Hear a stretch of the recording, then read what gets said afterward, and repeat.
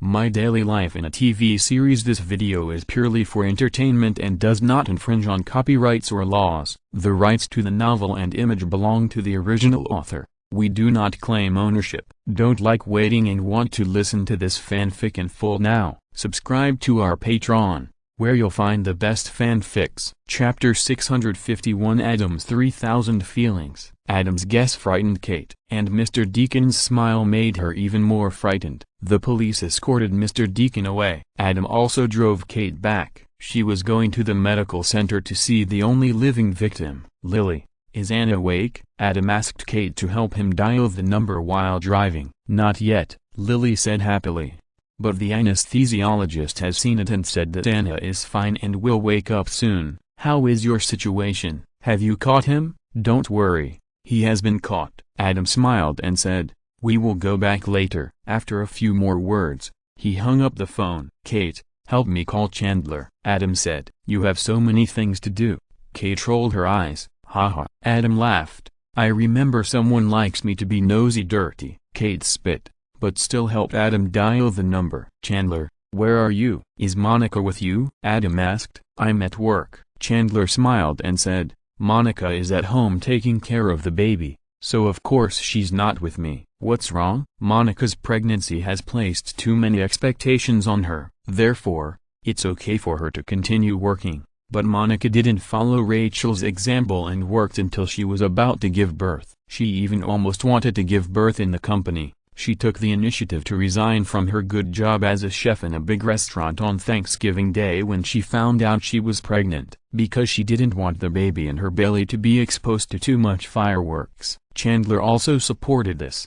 Over the past few years, he has become famous in the advertising industry he is interested in. He doesn't need to start all over again like in the original Time and Space, which led to financial constraints. He once had to borrow money from Joey, who helped him in the past. Now he has a high income, and working alone is enough to provide Monica and her child with a good life. Of course, after giving birth, he and Monica both felt that it would be better for Monica not to be a full-time housewife, but to go to work. First of all, her job as a chef is both decent and profitable, which can provide a better material foundation for the child. Secondly, they often heard Adam talk about the harm of being a full-time housewife and the loving foundation of Adam's parents, and they agreed with him deeply. Here's the thing, Adam told Monica about Mr. Deacon in a deep voice, and reminded her, it's best not to let Monica know about this. She's pregnant now and can't be stimulated. Mr. Deacon was her perfect boyfriend in her teenage years. Plus, Monica's grandmother's funeral was held at Mr. Deacon's place. So it's best to keep this secret. I knew it. Chandler shouted, any old man Monica likes is not a good person. All right, Adam interrupted. Don't be jealous now, that's all old stuff. Now you and Monica have a child. What you have to do now is to protect them and their child. Do you understand? Yes. Chandler agreed quickly, but this kind of thing is very explosive, and all the TV stations will report it extensively. It's impossible to hide it from Monica. Right? I've thought about it for you a long time ago. Adam smiled. Talk to Rachel and the others in advance, and especially tell Joey and Phoebe. Forget it. They are big mouths. You definitely can't handle them. The more you tell them, the more confused it will be. I'll send someone to move them away. You have to warn Monica's parents, relatives and friends again and again to make sure they don't let anything slip. The problem with the TV station is easy to solve. I'll have someone repair the TV signal in your building so that Monica can't receive it. As for the nearby newsstands, I'll also have someone deal with the relevant newspapers to ensure that Monica doesn't see these reports nearby. I'll also find a pregnancy expert to accompany Monica during this period so that she can concentrate on learning the techniques of preserving and nurturing the fetus to prevent her from wandering around. After that, I'll have people find paparazzi to intensively report on explosive celebrity gossip. Let this incident fade away as soon as possible. Adam. Chandler was deeply moved. Don't say anything. Adam smiled and said, you are all my good friends. Monica's baby is my godchild. These are just a matter of one sentence for me. They are not worth mentioning. This is more than one sentence can say. Chandler smiled and said, you have said enough. Thank you, Adam. Okay. You should pay more attention to this matter. Thank me. Adam smiled. I will. Chandler nodded.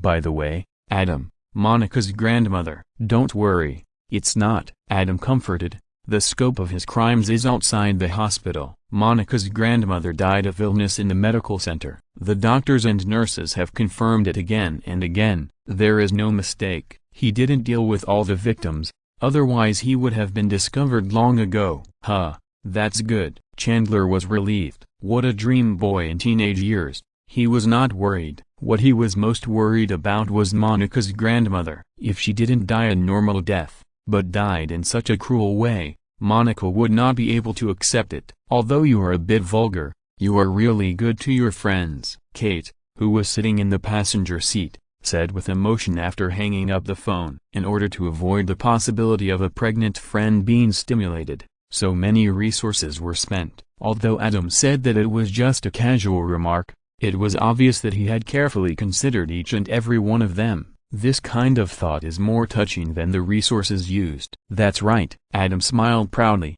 Chandler, Monica and I have been friends for 8 years. If we also have an 8-year friendship, believe me, I will do the same to you.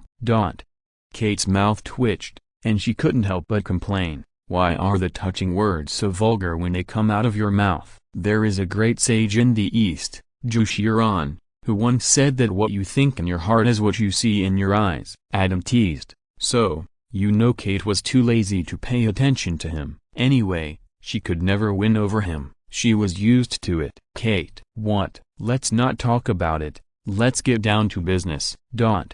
Remember to check the first aid personnel who were responsible for the first aid, and the patrol doctor who signed the certificate. Adam said in a deep voice. Do you think they might be his accomplices? Kate's face also became serious. Yeah. Adam nodded. The first aid personnel are not good enough. They checked the pulse and pupils and thought that the fake death was real death. This is a common thing. The patrol doctor, after receiving the report, was too lazy to go to the scene to check, and signed the death certificate without even looking at it. This is also a common thing, but no matter how common it is impossible that hundreds of cases have occurred without any omissions. Didn't a doctor go to the scene? Didn't find that the victim was injected with drugs to fake death? There is probably a problem here. You know, funeral expenses are a lot of money. It is normal for a funeral to cost tens of thousands of dollars. Whether there is a conflict of interest here, no one can say for sure. Kate took a deep breath. I will find out. Chapter 652. Hell on Earth Medical Center. Anna slowly opened her eyes. What she saw was no longer the cold morgue, nor the indifferent underworld messenger. Ted, is that you? It's us. Is it really you? It's really us. Is I still alive?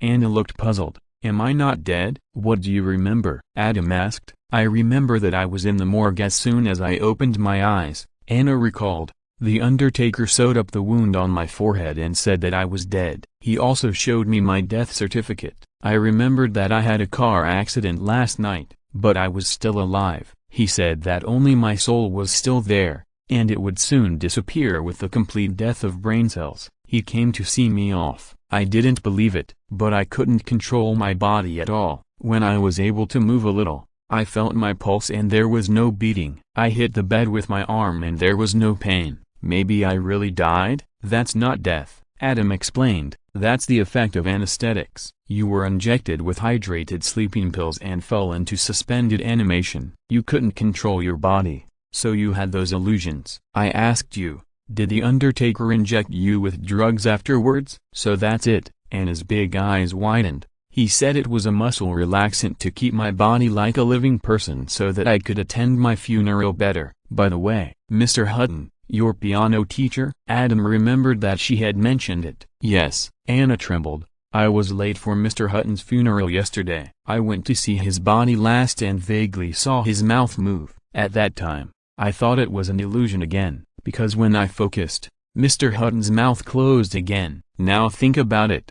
Was Mr. Hutton still alive at that time? What? Dead? And the other two were stunned. Lily shrank directly into Matthew's arms, trembling slightly. Adam and Kate looked at each other. Kate's face turned pale. By now, She had basically believed Adam's speculation. "It seems that Mr. Hutton is the latest victim," Adam said with a heavy face. "This matter." Kate's scalp tingled. At this time, she already knew that Mr. Deacon had run the largest funeral home in the town for more than 20 years, providing a one-stop service for coffin, funeral, and burial. Behind the funeral home is the cemetery. Many people in the town and nearby are buried in this cemetery. If Adam's guess is true, imagine a person who was injected with anesthetic, placed in a coffin, and buried. When the anesthetic effect wore off, how desperate and terrified he would be when he woke up. She was a criminal police officer and had read many files. She knew that in this state, people would definitely fight for survival. I'm afraid that once the coffin was opened, there would be bloody scratches on the coffin board. Then think about the more than 100 photos of the deceased with their eyes open. It seemed that more than 100 desperate people appeared in her mind, scratching the coffin boards desperately in the cemetery behind the funeral home, and their desperate and painful wails. If this is not hell, then what is it? Again, Adam saw that everyone's face was pale. Obviously they were all scared, so he quickly looked at Anna and changed the subject. "Did you have hallucinations before?" Anna hesitated. "Is it related to your bad mood before?" Adam glanced at Ted. "Anna, just tell me." Ted also remembered and quickly advised. "Adam is a very good doctor and a good friend of ours. If you feel unwell, you can tell him." Yes, Lily had recovered a little now and echoed. "Adam is very good at creating miracles. This time he was the first to find out that you were not dead and saved you. Otherwise Ted would have become stupid." "Thank you." Anna thanked Adam and looked at Ted affectionately. "I'm sorry, I didn't expect you to care about me so much. I have always wanted love. But my mother, she taught me since I was a child that loving someone means getting hurt. So I decided not to love anyone, so that I wouldn't get hurt again. After I met you, the feelings were so passionate. At first I couldn't help but immerse myself in it. A few weeks later, I came to my senses, remembered my mother, remembered my previous persistence, and I backed off. So you deliberately distanced yourself from me." Ted looked at her with pity. "Make me feel that you don't love me, and then I won't love you either, so that you won't get hurt, right?" "Yeah." Anna nodded. "You are so silly." Ted said sincerely, "I will never hurt you. You are my perfect type, soulmate." "Oh, Adam, what are you doing?" "Nothing, just continue." Adam pulled out a hair from Ted and smiled nonchalantly. He will definitely do a DNA test on Ted and Anna later to see if they are long-lost siblings. This plot is so familiar, isn't it? Anna, Wonking, Taylor, Mew, who was educated by her abnormal mother who was suspected of being emotionally hurt since childhood, would not be hurt if she didn't love. When she met the romantic little prince Ted, Mosby, Dwan, she was instantly conquered by the romantic little prince. The romantic little prince said sincerely that he would never hurt her. The romantic little prince's mother is the real romantic queen, and she is in true love with Ted's uncle next door. On the anniversary of Uncle Ted's death, the romantic queen's heart will stop suddenly to commemorate her lover. If we add that in the original time and space, the romantic little prince Ted loved the blue trumpet Robin, Yuan, and Jingjing, Wang, the most from beginning to end, and for this reason he repeatedly hurt many good girls. Happiness is really similar. The same is true for romantic history. They are all waves in the waves. Yeah, Anna narrowly escaped death and went around the gate of hell. Now her mentality is different. The shadow left by her mother's words and deeds was completely shattered by Ted's smile. This time, she wants to love. Anything else? Adam reminded. What? Anna was stunned. Besides emotional factors, are there other reasons? Adam looked at her. I heard from Ted that you were like a soulless shell a few days ago, always in a trance. The Undertaker also said that he has a special talent and said that you are a walking corpse. It should not be just emotional factors, right? Emotions are tangled, but the body is honest. Now even Anna herself admits that she and Ted were very affectionate in the past few weeks, which means that Ted has no physical problems. A few days ago, Ted felt that something was wrong with Anna, and naturally he wondered if it was because he was not trying hard enough. He must have tried very hard, just like Leonard, who was good at pleasing others. He had all kinds of foreplay such as dancing accompaniment. Then the question came, facing such a hard-working Ted. Why could Anna be so dead? I'm afraid it's not just as simple as emotional alienation. Anna was very entangled. Let's do a comprehensive physical examination. Adam didn't embarrass her, but just suggested, prevent any sequelae we don't know about. My nose has been bleeding from time to time recently, and I've been taking a lot of painkillers. Anna met the concerned eyes around her. Her heart was warmed, and she told her privacy.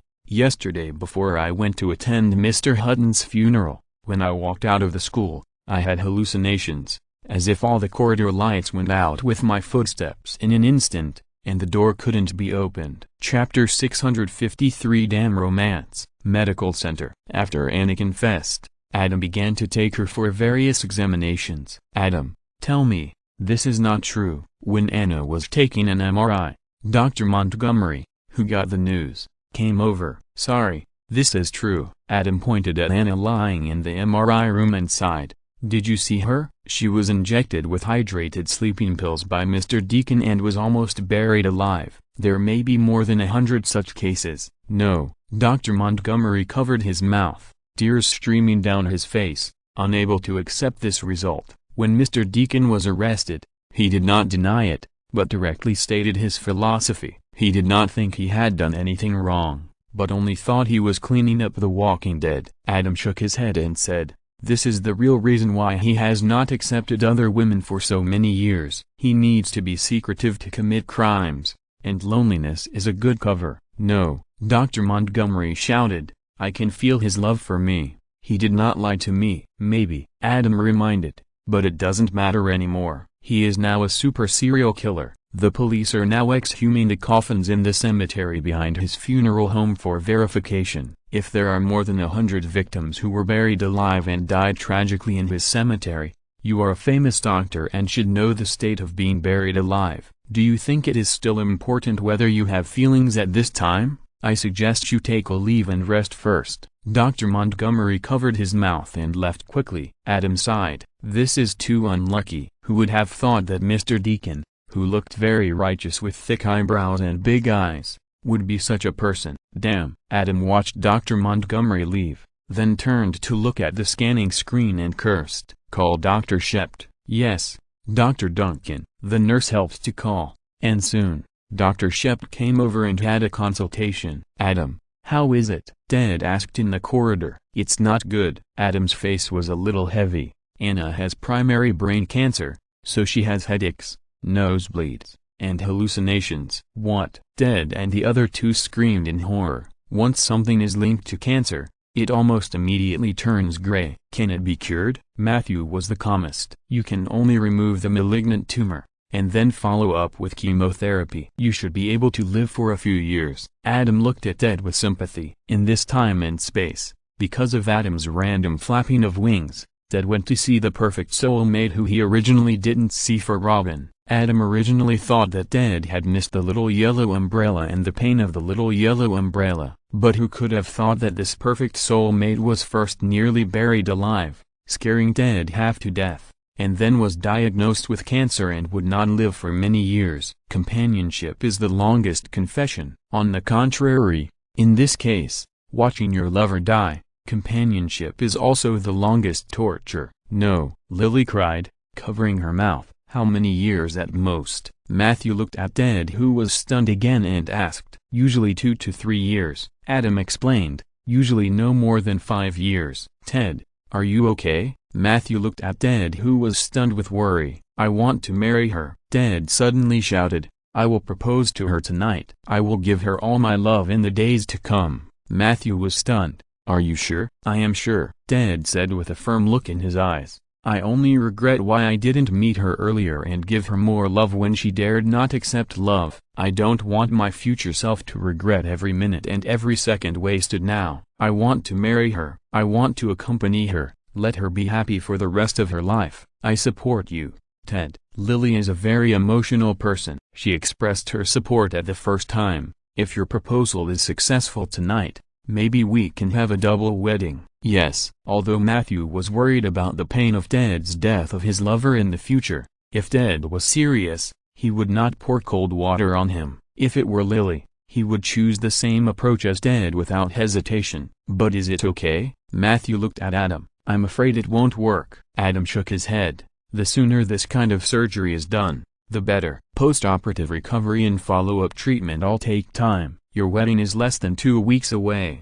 so it's too late." "Then tonight," Ted said decisively, "if my proposal is successful, I will immediately take Anna to Las Vegas and hold the wedding there. I want her to be the happiest bride." At this point, he looked at Adam with longing eyes. "Adam, I hope you can help me. Brain surgery, not to mention the recovery time, the full head of hair will definitely be gone without a trace. And after the surgery, the vitality will be greatly damaged, and visible aging is inevitable. If you want to hold the wedding in the most beautiful posture, before the surgery is indeed the best time." And in such a short time, Ted can't give Anna a wedding as perfect as possible, relying on his own ability. Barney, who earns as an executive, is also mysterious. Among the friends, only Adam has this ability.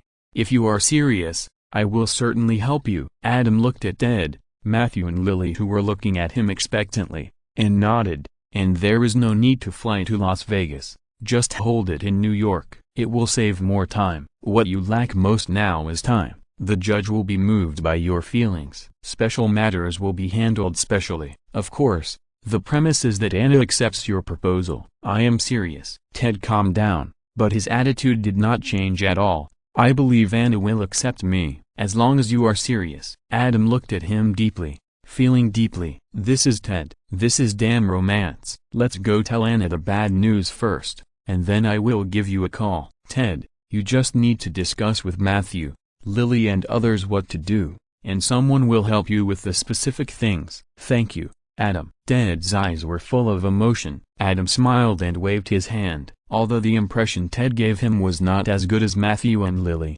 it was still okay. In this life, Barnilla did less fooling around, and without Robin hanging around, causing him to hurt good girls again and again, Ted is much better now than in the original time and space. If he really can accompany her with true love for a long time, then Adam is willing to admit that he has really changed. No longer the bastard who yells about finding true love, but is still fickle. You know, the girl who played La Vie en Rose in the Rain for her deceased lover was lonely for 7 or 8 years, and smiled and rejected one suitor after another. Many years later, when she really couldn't bear to reject a boy, she fell in love with him for a while. But when her boyfriend took out the diamond ring, her first reaction was to ask him to wait, then walk out of the room, look up at the stars, talk to her deceased lover in the sky, and ask her lover in the sky what she should do and whether she should agree. A gust of wind blew by. She wiped her tears and smiled. "I'll take this as an agreement. I think it's time to say goodbye to the past." "Goodbye, Max." Then, when she turned around and went in, she rejected her boyfriend's proposal, took her gift, and walked out of her ex-boyfriend's apartment. They said they would let it go, but how could she let go of true love? Adam himself couldn't bear to contact such a girl, so how could Ted pursue her now? Time is the only standard for whether a relationship is sincere or not. If Ted really changed, he would no longer be frivolous and say "I love you" as soon as he met her, and he would no longer switch to another true love immediately after he no longer felt it. Instead, he would know how to wait silently, let time polish himself, and let himself be in the best condition to meet his future partner. After so many years, maybe Adam would really consider giving him the number. Everything depends on Ted's performance. Otherwise, meeting the right person at the wrong time would be a disaster. It would be better to never see each other again. If you're listening to this novel on a channel other than Fanfic World, it means they downloaded and uploaded it without effort. We cordially invite you to visit our channel, Mundo Fanfic Novelist. There you'll find the original version of this story and you can explore many other novels of various genres. We are waiting for you to immerse yourself in a world of incredible novels. Chapter 654, Son of the Beach, Sin Buster, Medical Center. Anna was naturally stunned when she heard the unfortunate news. However, under the affectionate offensive of the romantic little prince, she soon accepted Ted's proposal with mixed feelings. But the date was moved to tomorrow night. There was no other way. The time was too tight. The next night, The big hotel next to the medical center. The place where Rachel got married urgently last time. It was another emergency wedding that Adam helped to organize. Adam naturally packed up after get off work and came here. When he arrived at the scene, he found Kate there. Is it bad? Adam understood as soon as he saw Kate's expression. It's worse than I imagined. Kate's face turned pale and she said, "You're right. Those portraits with open eyes were all buried alive. The open coffins were covered with bloody scratches. Almost all the dead had their eyes open, full of despair and fear. The news couldn't be blocked. The people in the town were scared crazy. Many people left overnight. Many family members of those who were buried alive were furious and vowed to kill Elliot Deacon. They gathered with guns and prepared to attack the police station. The police officers didn't want to protect him at all. What's more,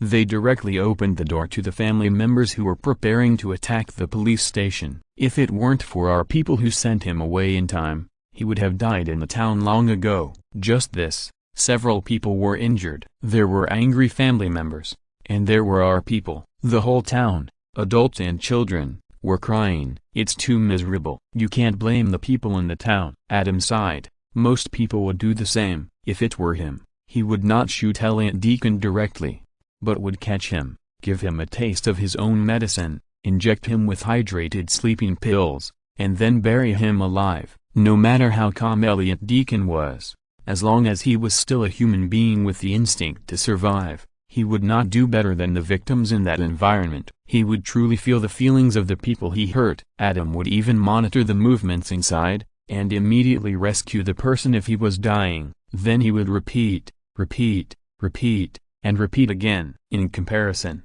the families of the victims just wanted to shoot him, which was too restrained. Kate was silent. Although she was a law enforcer, she believed in the law and believed that everything should be done according to the law. But the tragic situation in the town was too shocking. Even a veteran detective like her, who had seen a lot, had a nightmare as soon as she fell asleep last night and woke up again and again. If it were her, she really couldn't say whether she could abide by the law. He didn't deny it, Adam asked. He admitted everything. Kate looked unhappy, very calm and frank. He just told us everything he had done over the years, clearly and logically. You can't imagine who his first victim was. His relatives? Adam gasped. Yes. Kate was shocked. It's his mother. Why? Adam asked. He comes from a single-parent family, and his mother has ignored him since he was a child. No one thought he did it, and no one cared about them. When he grew up, he joined the army. He learned enough on the battlefield. After he came back, he got married for a short time. Then he experienced the loss of his wife. In grief, he awakened his old hobbies. Such killings made him feel that he was the chosen one with responsibilities. In order to do better, he also opened a funeral home. He has been doing it for more than 20 years. The criminal psychologist in our bureau told us that he has a serious mental illness, without a trace of regret, without a trace of sympathy. He really thinks so. Damn. This is the real return of the god of war. He became a madman after returning. What a pity this is New York. Adam shook his head. Kate glanced at him and understood what he meant. There is no death penalty in New York. By the way, you reminded my paramedics and patrol doctors, Kate said with a heavy face. They really found out the problem. Is there really a conflict of interest? Adam's eyes condensed. This is not good news. It's not a conflict of interest. Kate shook her head. It's even more terrible than that. There is a paramedic who is his believer and has been helping him do things. Son of the bitch. Adam cursed out loud. This is the worst result. He is not afraid of conflicts of interest, because compared to his money ability, this little interest can't move him at all. But in this situation, he can't help but worry. Kate, this time you must thoroughly investigate all his affairs, and don't let go of any details, Adam said sternly. I will help you analyze it together. I know. Kate originally wanted to make a joke, but seeing Adam so serious, she immediately understood Adam's importance and worry, and nodded. Don't worry, I won't let him hurt you. I'm not afraid myself, Adam said with a headache. I am worried about my family and relatives and friends. It seems that I was right not to accept the interview yesterday. No, I have to step up my efforts to erase myself from this matter as much as possible. In the United States, Many perverted criminals like to target celebrities involved in criminal incidents and want to play a game with you at every turn. Many times, this celebrity who passively participates cannot die, but his relatives and friends die in large numbers, which is horrible. Adam naturally cannot let this happen. Thinking of this, Adam called his assistant Ada and asked her to use her relationships and connections, as well as the money authorized by Adam, to downplay Adam's presence in this matter as much as possible and eliminate traces. Let's start now. After hanging up the phone, Adam pulled Kate to the corner regardless of the upcoming wedding, and urged, "Tell us all the information you know,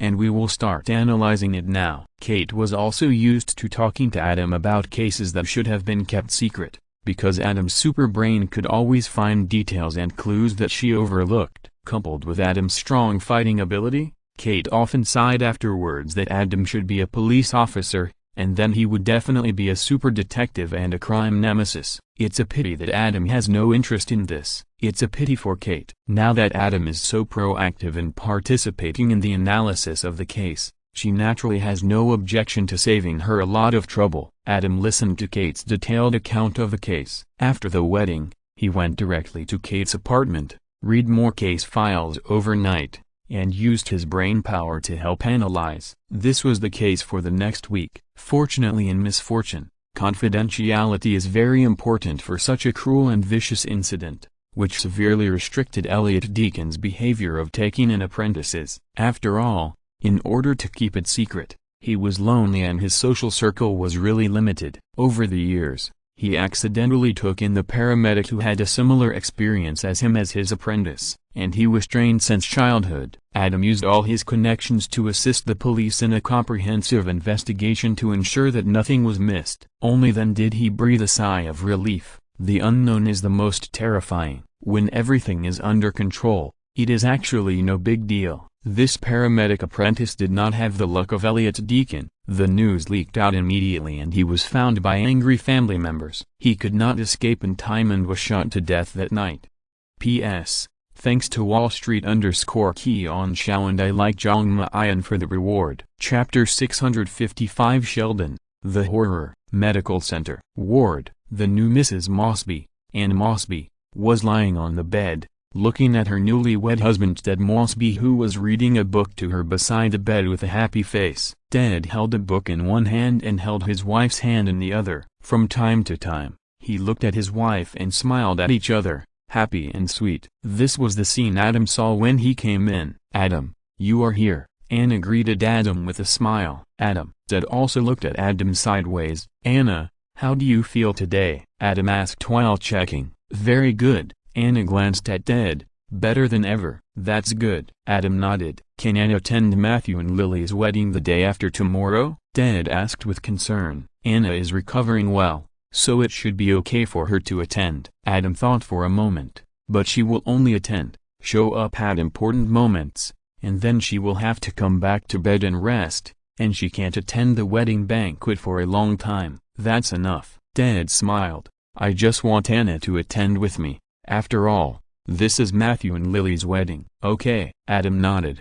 "I will be there at that time, and I will always pay attention to Anna's condition." "Thank you, Adam." Anna thanked him sincerely. Ding-ling-ling. The phone rang. Adam took out his phone, shook it at Anna and Ted, and left the ward with a smile. "Missy?" "Adam, you really won't come to Aunt Beatty's funeral?" Missy asked on the other end of the phone. "I won't go. It's too far." Adam shook his head and said, "I have a lot of things to do recently, and I can't leave. Please apologize to Amelia for me." Yesterday, I received the news that although Beatty was in a good mood and held on for another week, there was no medical miracle after all, and the cancer was not inexplicably offset, and the person still passed away. "It's really exaggerated," Missy complained on the other end of the phone. "There is such a horrible town in the world." "That's right." The news of Helltown also reached Missy and the others. In addition to asking Mary to keep calling God to pray, it also completely changed the original plan. At this time, the residents in Helltown wanted to move out, except for the shameless filial sons and daughters, who would choose to hold funerals here. The plan that Beatus had arranged for himself before his death was completely shattered. Mary and the others discussed it and still decided to send Beatus back to his hometown in Texas and bury him in peace. Beatus and Adam have an average relationship. If it was in New York, it would be normal for Adam to take time to drive there to attend. But in this situation, Texas is too far away from New York, Adam doesn't like to fly, and it's not a peaceful time recently, so he naturally won't go to the trouble of flying to attend Beatus' funeral. This situation is not an isolated case. Adam thought of Missy, who was also a young girl who had just entered college, and reminded her again, this kind of terrible things happen all the time in various places, especially in remote areas. Don't let your classmates and friends instigate you to go out for a trip, let alone go to places like Paris alone or with just a few girlfriends. Okay, Missy interrupted, after the holidays, I will go back to help George and make money for you. I don't have the time to go to the United States. Haha, we make money together. Adam laughed, don't make it seem like I'm enslaving you. Well, if you don't come, Sheldon won't come either. Missy sighed over there. Wait, why doesn't Sheldon go? Adam interrupted. Why else? Missy complained. When the news of Helltown came out, Sheldon was so scared when he thought about how he almost went to that funeral home. He refused to attend Aunt Beatty's funeral again. In the past few days, he didn't even go to school and just huddled in the apartment and trembled. Did you tell him? Adam's eyes widened. You have been with him for so many years.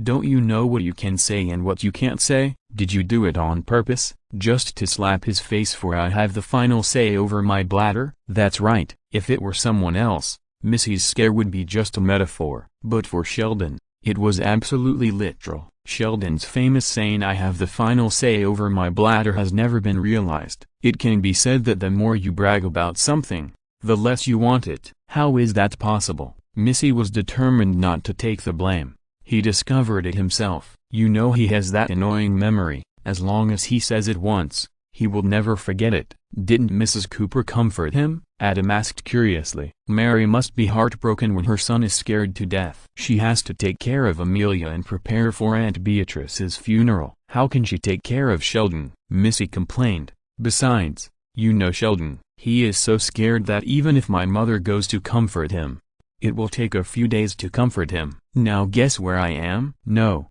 The horror. Sheldon's terrified murmur came from the other end of the phone. Mrs. Cooper sent you to comfort Sheldon. Adam suddenly realized, I am the younger sister. Missy comforted Sheldon on the other end of the phone, then walked out of the bedroom, closed the door, and complained to Adam, maybe it's the older sister. Adam joked, maybe Mrs. Cooper and the others remembered it wrong. In the Big Bang Theory, Missy is the older sister. Because Missy said that Sheldon stayed under her crotch for 9 months, and babies are usually born head down. Therefore, Missy was born first, and she is the older sister. In young Sheldon, Missy becomes the younger sister.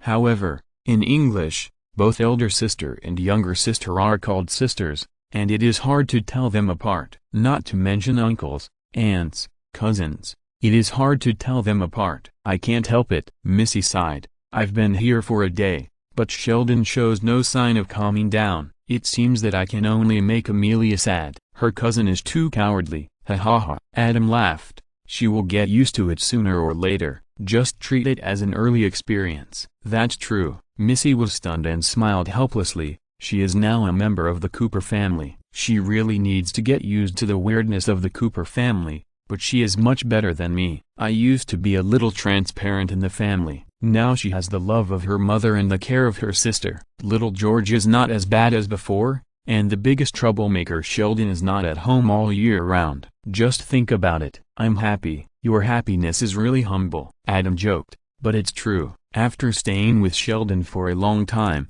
the standard of happiness will be greatly reduced. This is also one of Sheldon's skills. In the future, Sheldon's friends will be away for the whole summer when they hear that Sheldon is going to the Arctic for an expedition. Rajesh thought about going out to play together. Howard thought about being able to sit on the left side of the sofa, and even take a peek at Sheldon's exclusive throne. Leonard thought about being able to go to the bathroom at 8:20. At this time of day, If you feel uncomfortable in your stomach, you can either hold it in or leave the apartment and go somewhere else to solve your physiological problems. If Leonard hadn't had the experience of being given laxatives and being surrounded and not allowed to go to the bathroom in middle school, he really couldn't stand this damn rule. They were all excited and trembling with pride for a while, and then their smiles gradually disappeared and they gradually came to their senses. Ever since they had Sheldon, their dreams have become so small. P.S. Thanks to the bookworm Redstone for the reward. Chapter 656 I Am Your Little Angel and hung up the phone with Missy. Adam couldn't help laughing when he thought of Sheldon shivering and pissing his pants over there. How does that saying go? Don't build your happiness on the pain of others. That's right, but when it comes to Sheldon, no one can do it. Almost everyone treats Sheldon's embarrassment as a joke. This is also an absolute skill. If Sheldon was not the Sheldon he remembered, Adam would seriously suspect that he was an employee of an unscrupulous dream-making company whose memory was erased. The sequelae of long-term use of various sand sculpture skills, even if the memory and skills were erased, they subconsciously imitated these company skills and trained themselves in various seemingly true and false, possessing a series of super effects such as angering others, making others cute, and amusing others. Fortunately, this Lee is not that Lee, otherwise, Adam would have a big word of danger on his forehead. 2 days later, medical center. Emergency room. Carol. Adam waved to Nurse Carol. Is she here? Nurse Carol immediately ran over excitedly. Well, I just called. They should be here now. Let's go out and take a look. Adam smiled. Okay. Nurse Carol's eyes were full of expectation. The two walked out of the emergency room side by side and came to the outside of the medical building. An ordinary black SUV drove over. After the car stopped, Heather, who had a sexy figure, walked down from the back seat and held the hand of a beautiful little princess, Tatiana. Nurse Carol walked over excitedly and squatted down. Andy Carol. Tatiana happily hugged Nurse Carol. This time she was no longer in Russian, but in English. You are so beautiful. Nurse Carol hugged Tatiana, and after letting go, she looked at her carefully and praised. She was so comfortable, smiling from the heart, and she was carefully dressed up. In addition, she was originally very beautiful. This is a real little princess. You are also very beautiful. Tatiana smiled. For this nurse who once gave her the greatest kindness, even if she now has the love of her new mother Heather, she will not forget Nurse Carol. The two began to reminisce about the past. Nurse Carol mainly asked about Tatiana's life, although she believed in Adam, and Tatiana's heartfelt smile and good living conditions were there. But Nurse Carol was used to the darkness of society. She was always a little worried about this angel she had once thought of adopting. She wanted to know more details to ensure that this once abandoned angel of suffering was really living a good life. Over there, Adam and Heather hugged and kissed, and then greeted Juno and Kaner, who came down from the driver's seat and the co-pilot's seat. This time, Heather and Tatiana flew to Boston first, and then drove over with Juno and Karen. I didn't expect Lily to invite you to be her bridesmaid. Adam smiled at Juno and said, when did you become so familiar with Lily? No? Juno smiled and said, I have always been very familiar with them. Lily and Monica, we often chat on the phone. This time, even if Robin is not abroad and Ted's bride Anna has not just had surgery, I will come. Of course you can. Adam glanced at her. More than a week ago, after the Helltown incident broke out, Adam was very nervous to track down all the information about Elliot Deacon, and he wanted to know everything about him clearly to prevent it from happening. Juno got the news and drove over with Karen overnight. At that time, Adam was in Kate's apartment, sorting out the information with her carefully. In the early hours of the morning, when Juno and Karen knocked on the door and came in, Kate's expression was very strange and uncomfortable. However, Juno, Karen and Adam's expressions were very natural. They didn't care about her expression at all and went straight into work. Then Kate was surprised to find that she originally thought that Adam had the demeanor of a super detective and a crime nemesis. But this Juno was even more exaggerated. After going through the materials that Adam and she had carefully checked, she easily found several details that they had overlooked but were worth pondering. Juno is a top student at Harvard Medical School. Her future direction is neurosurgery. She is proficient in psychology and psychiatry. Adam quickly explained to Kate to prevent her from overthinking. He certainly couldn't say that Juno had the superpower of seeing through people's hearts, a hobby of studying criminal psychology, and rich practical experience in fighting violence with violence. Kate took a look at the perverted Adam and felt relieved. It was reasonable that there were also perverted geniuses around the perverted genius. In the next week, Juno asked for leave directly and stayed here, following Kate, acting as a bag-carrying assistant, and went to meet Elliot Deacon and everyone who had contact with Elliot Deacon. In the evening, everyone studied the case together. After Kate left,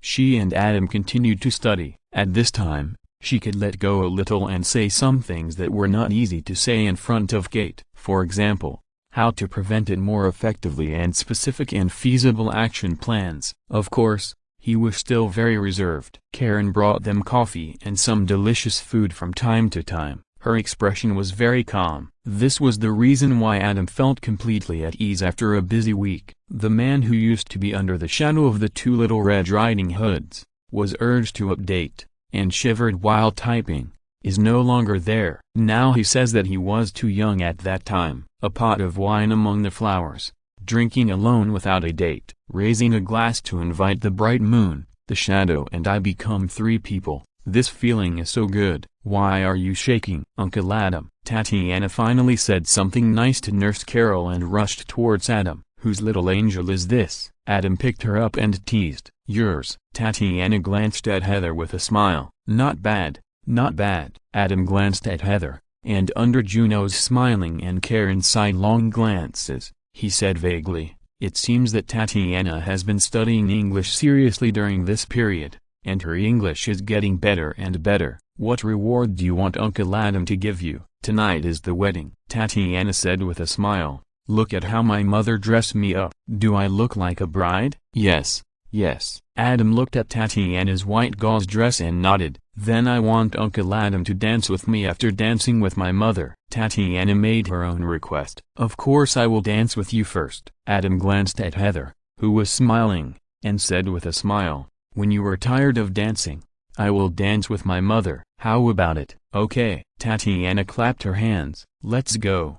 It's getting late. Juno raised her hand to check the time and reminded, except Tatiana, we all have to change clothes when we go there, and we also have to see if Lily needs help. Yes, let's go. Adam nodded, hugged Tatiana, and went to the back row with Heather. Goodbye, Aunt Carol. Tatiana and Nurse Carol waved goodbye. Goodbye. Nurse Carol smiled and waved. When the car slowly drove away, Carol burst into tears. These were tears of joy for Tatiana's happiness, and tears of sadness for the reason she was unable to adopt such an angel. But of course, the joy was greater than the sadness. Chapter 657, Snake-like Movement in New York, Hudson River. Once Mood Hotel. Matthew and Lily's wedding was held here. Are you kidding me? When Adam and the others came in, the first thing they saw was a pregnant woman who was about to give birth, sitting next to a harp, trying to endure discomfort. As doctors, Adam and Juno naturally went there first. I'm fine,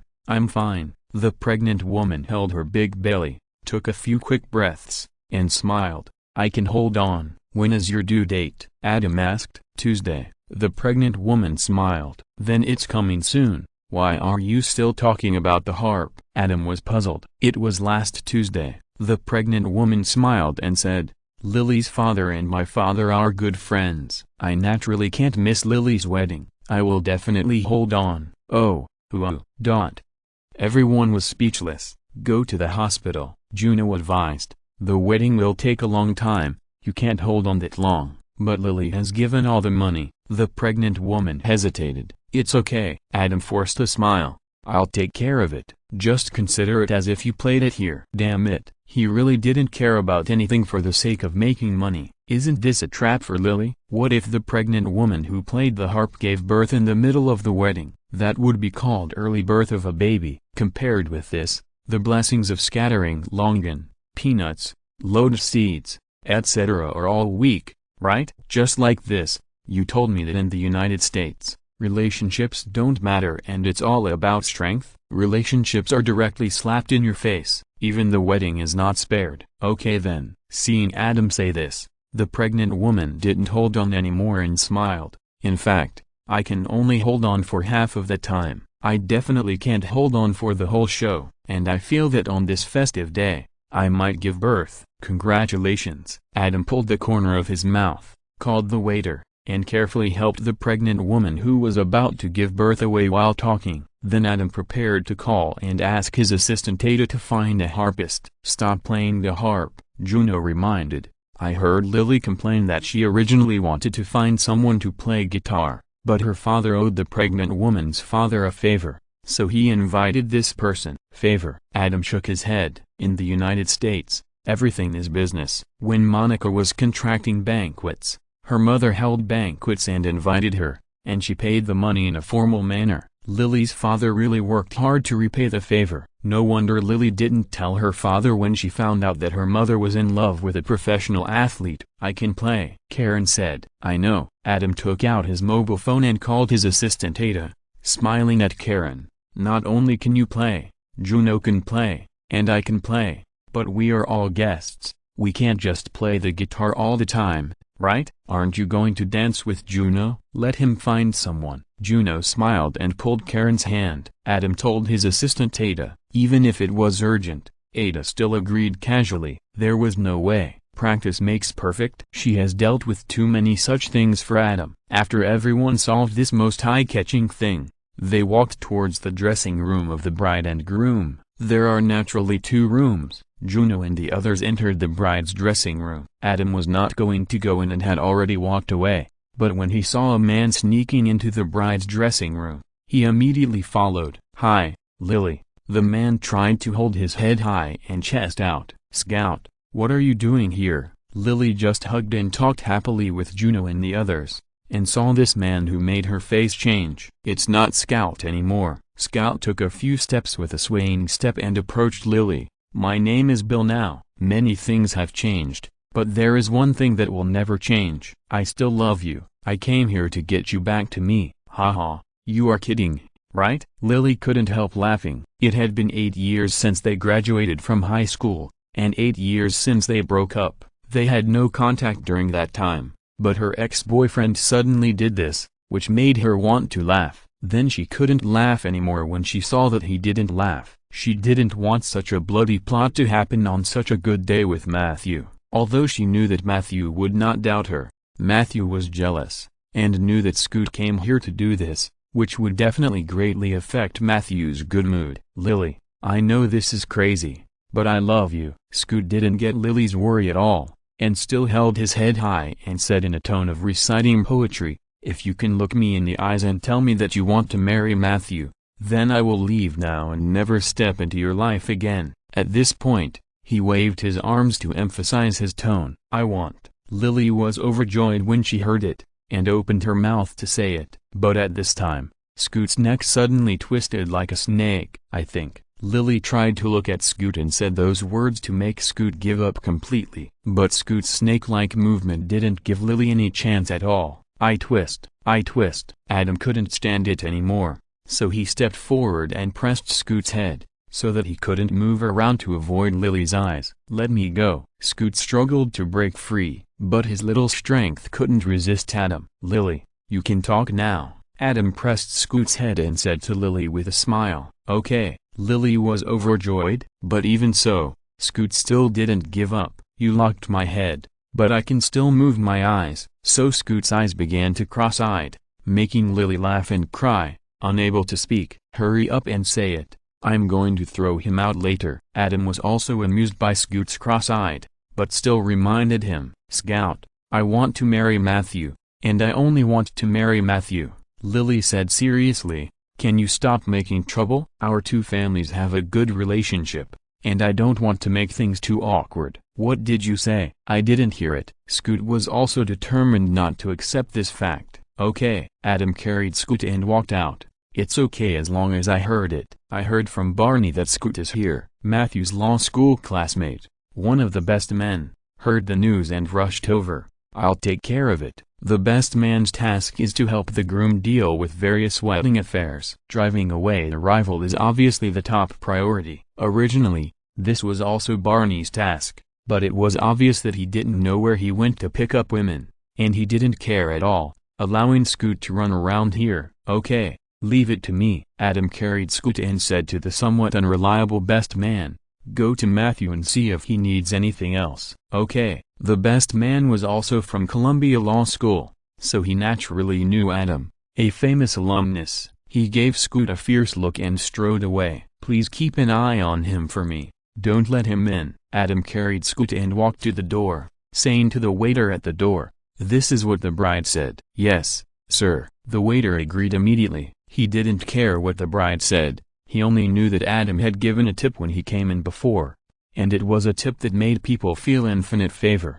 P.S. Thanks to book friend 1611060524078990 for the reward. Chapter 658, God's Punishment, Adam's Blessing. New York, Hudson River. Wants Moot Hotel. Groom's dressing room. Puff. After Adam dealt with Scoot who came to make trouble, he pushed the door open and immediately burst into laughter. Matthew, what are you doing? I want to know what I'm doing too. Matthew, whose hair was completely split in two with a shaved bald spot in the middle of his head, shouted madly. What's going on? Adam held back his laughter and said seriously, Lily's cousin is studying in a beauty school. Lily didn't want her to do her hair, so she asked her to mess with me. Matthew said madly, then she gave me such an ugly haircut. She used a hair clipper to cut you into this. Adam was stunned. No, the chief best man Ted rubbed his hands and said, while we were discussing how this hairstyle was, Matthew suddenly went crazy and used the hair clipper to cut himself into this. I had no time to react. What should I do now? Matthew shouted madly. Don't get excited. Adam comforted him. Maybe your love with Lily is so sweet and smooth that God can't stand it anymore, so he wants to give you a hard time at the wedding. Just treat it as a test. And I'm here, so it's okay. It's just half bald. Just find a wig or wear a hat, and it'll be easy. Really? Matthew doubted. Believe me, it's right. Adam smiled. Lily loves you as a person, not other things. Yeah, Ted agreed. You guys are even having a fart contest. What's this? You invented it. Matthew roared. If I hadn't had so much fun with you, how could I have thought of playing this kind of game with Lily? We are brothers. We can play this. Ted laughed and said, I'm not going to marry you. So you mean I can't marry Lily now? Matthew said. Obviously. Matthew, who has always been a good guy, also suffered from premarital dysphoria. Of course. Adam tried to hold back the urge to laugh, and said with a choked smile, you are the sweetest couple, and will soon be the sweetest couple. Playing this kind of game is also a kind of fun. Well, of course it's best to play it in the boudoir. The window should be opened for ventilation. Ted repeatedly reminded Matthew's uncle, who was wearing a bald wig, that the groom needed a wig. Finally, seeing that the hint was useless, Ted almost stared at the top of Matthew's uncle's head for a long time before Matthew's bald uncle took his eyes away from a large group of guests who didn't wear wigs at all, and reluctantly handed over his own wig. Adam went to get a hat. In the end, Matthew still thought it would be better to wear a hat, because Matthew's uncle's wig was not up to standard. It could only cover the front half, and the back half was not covered. I don't know what Matthew's uncle thinks. It's obvious that he only cares about the head and not the butt. After dealing with Matthew, Adam walked away first, because he was afraid that if he stayed there any longer, he would encounter some weird things, and he would really not be able to help laughing. The groom was so anxious, but you couldn't stop laughing. That's too rude. How is Lily? After walking out, he happened to run into Juno. Don't mention it. Juno smiled and said, Lily was really unlucky today. Either her veil was dirty, or her special wedding underwear was lost. Special wedding underwear? Adam asked curiously. It's the wedding underwear that says this is Matthew Erickson's exclusive butt. Juno smiled and said, if you don't wear it and let others see it, how will others know? Adam's mouth twitched. The bride's wedding dress is white, which is easy to show the flesh. If she wears this kind of wedding underwear inside, it really tells everyone clearly that it belongs to Matthew Erickson. But this is too embarrassing. Didn't Lily throw it away on purpose? Adam felt that he had grasped the key point. No. Juno shook her head. Lily doesn't mind this. In fact, she likes this idea. The emotion of being in a hurry to find it just now can't be faked. Then just write another one, Adam complained. I remember Matthew's notes. You go get a new pair of wedding underwear and I'll write it. Okay. Juno's eyes lit up. Adam followed her and walked into the bridal dressing room. He comforted the anxious Lily, and then asked Lily to describe the structure, size, and color. He combined them in his mind and wrote them directly on a new pair of wedding underwear. That's it. Wow, it's exactly the same. Lily grabbed the new wedding underwear and shouted happily, Adam, you are really good, haha. Adam laughed. So, Lily, don't worry, if you have any questions, just come to me. Your wedding with Matthew will go smoothly. Yeah, Lily nodded repeatedly. I think you can go around and check, Juno reminded, see where you need help. If you help in advance, you won't have any troubles when the wedding is officially held. That's good. Adam thought so. It has only been a short time, and the bride and groom have been in trouble. Maybe their relationship is too smooth and sweet, and even the single god can't stand it. If Adam doesn't take action to eliminate these troubles, Matthew and Lily will probably regret it on this happy day. Adam left the bridal dressing room and went to the hall to take a look. The wedding is about to take place, and all the guests are here. The small wedding of 20 or 30 relatives and friends that Lily originally dreamed of has directly increased 3 or 4 times to more than 100 people in the relationship network of each parent. Barney, the best man who was supposed to help Matthew deal with problems, was holding a glass of wine and wandering among the women, saying, "Can you give me your phone number?" After the women refused, he directly added, "This is what the bride wants," and then looked proudly at the beautiful woman who actively asked for his phone number. Adam met his eyes, indifferent and contemptuous. He looked away and turned away. Obviously, he threw him out of the bar. After several such behaviors, he knew that Adam was not joking. At this time, a painful female voice sounded. "Oh my God, Gretchen, what's wrong with you?" someone shouted with concern. Adam hurried over and saw a woman covering her hand with a painful look on her face. There were broken cups on the ground and hot water was flowing all over the floor. He separated the crowd and said,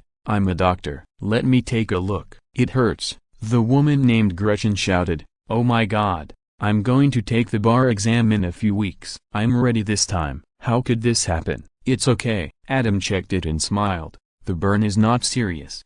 It will recover soon after a little repair. It won't delay your exam." "No?" Gretchen was stunned. Adam's heart moved, and he looked at her deeply. "No, I'm Adam Duncan, a good friend of Matthew and Lily." "Who are you?" "Gretchen Hans." Gretchen forced a smile and said, "Matthew's senior." Adam looked around and saw that everyone in this circle was from Columbia Law School. He nodded. "Today is Matthew and Lily's wedding. I can't leave. Your injury needs to be treated immediately, or I can call a car for you. I can bear it for a while. I'd better stay for the wedding." Gretchen forced a smile. "It's better not to." Adam smiled and said, "Your injury needs to be treated immediately. You don't want to leave scars or something, right? And if the wound is injured again later, you really can't take the bar exam in a few weeks. You have worked so hard for so long, and your career is the most important thing. Matthew and Lily will understand you, otherwise, they will be very embarrassed at that time. You don't want them to bear this responsibility and feel guilty for a long time,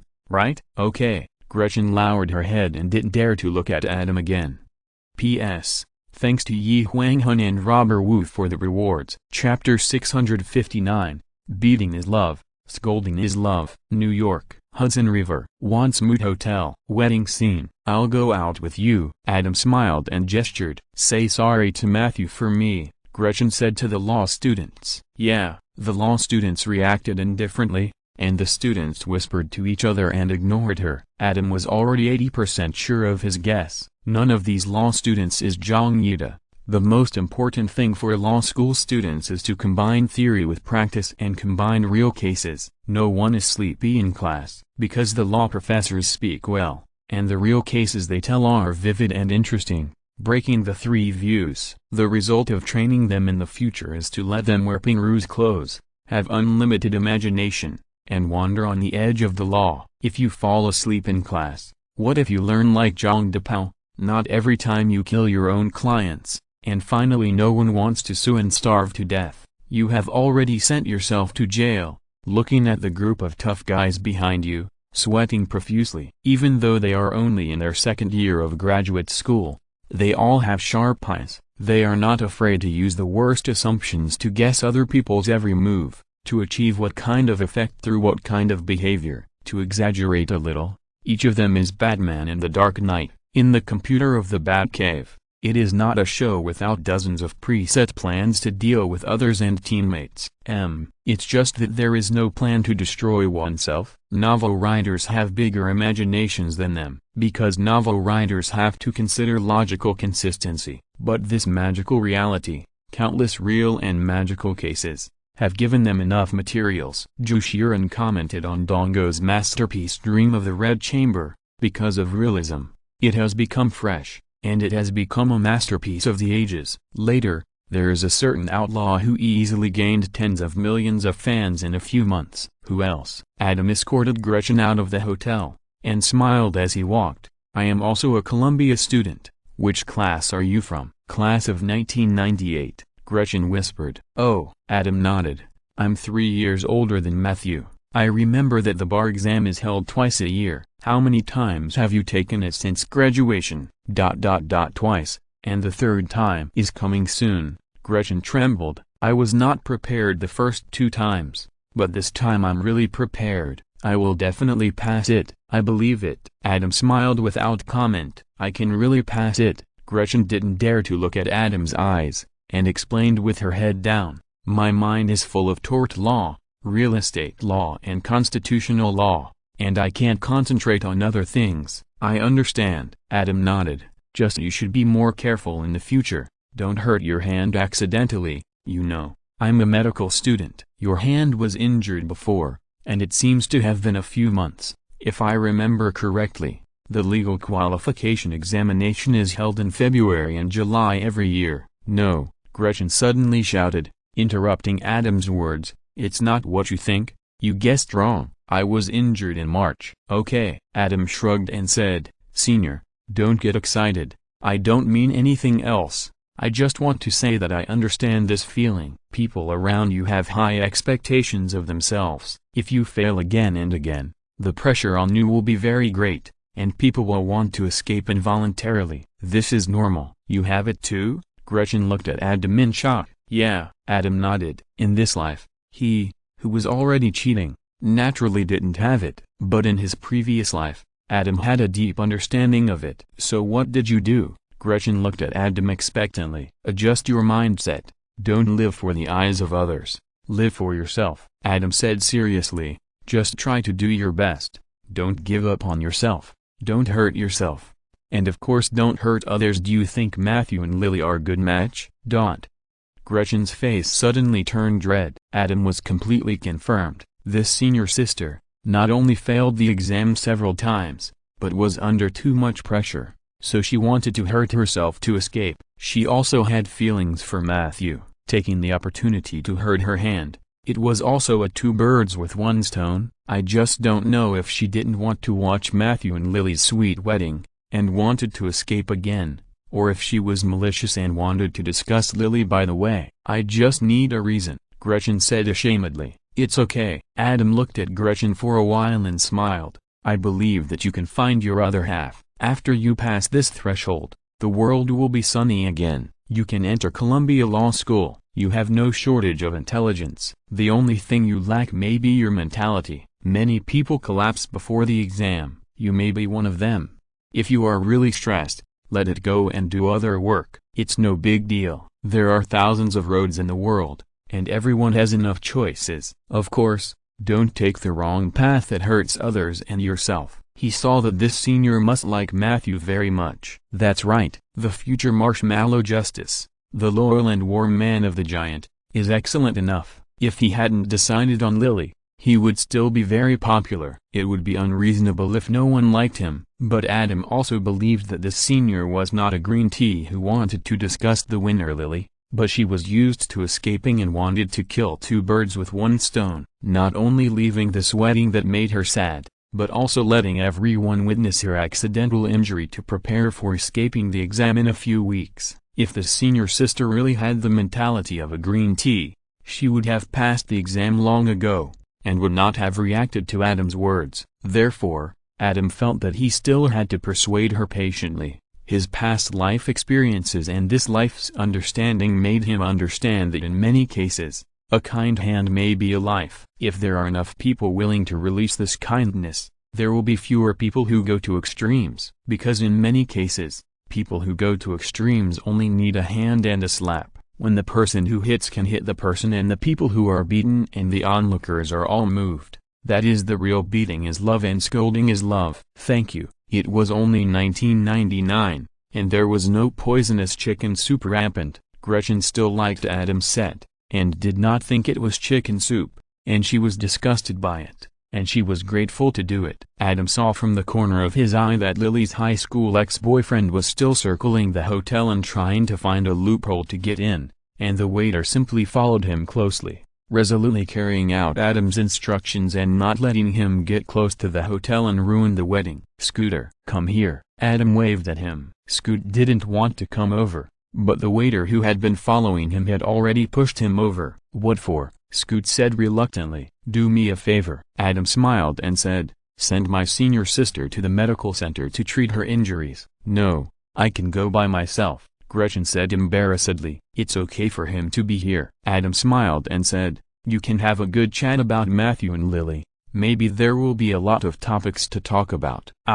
Scoot wanted to resist, but after Adam looked at him, he immediately obeyed his heart. He was just a funny idiot. He came to grab the bride and asked the best man of his rival what the steps of grabbing the bride were, whether to grab the bride before the wedding or after the wedding. Snake-like movement, cross-eyed, and spinning in circles. He didn't look like he was here to grab the bride at all, but rather to make fun of them. Okay. Scoot was scared. Adam waved, called a taxi for them, and watched them get in the car and leave. One of them loves Lily, and the other loves Matthew. They are not bad people. If Adam sends them away together, maybe some sparks will fly. That would be a good deed. Good job. Keep watching and don't let him come back. Adam gave Franklin a card. Yes, sir. The waiter smiled like a flower. Thank you, sir. P.S. Thanks to Yi Huang Hun and Meng Tai for the tips. I have something to do tonight, so I will only write 2 chapters today. Please forgive me. Chapter 660,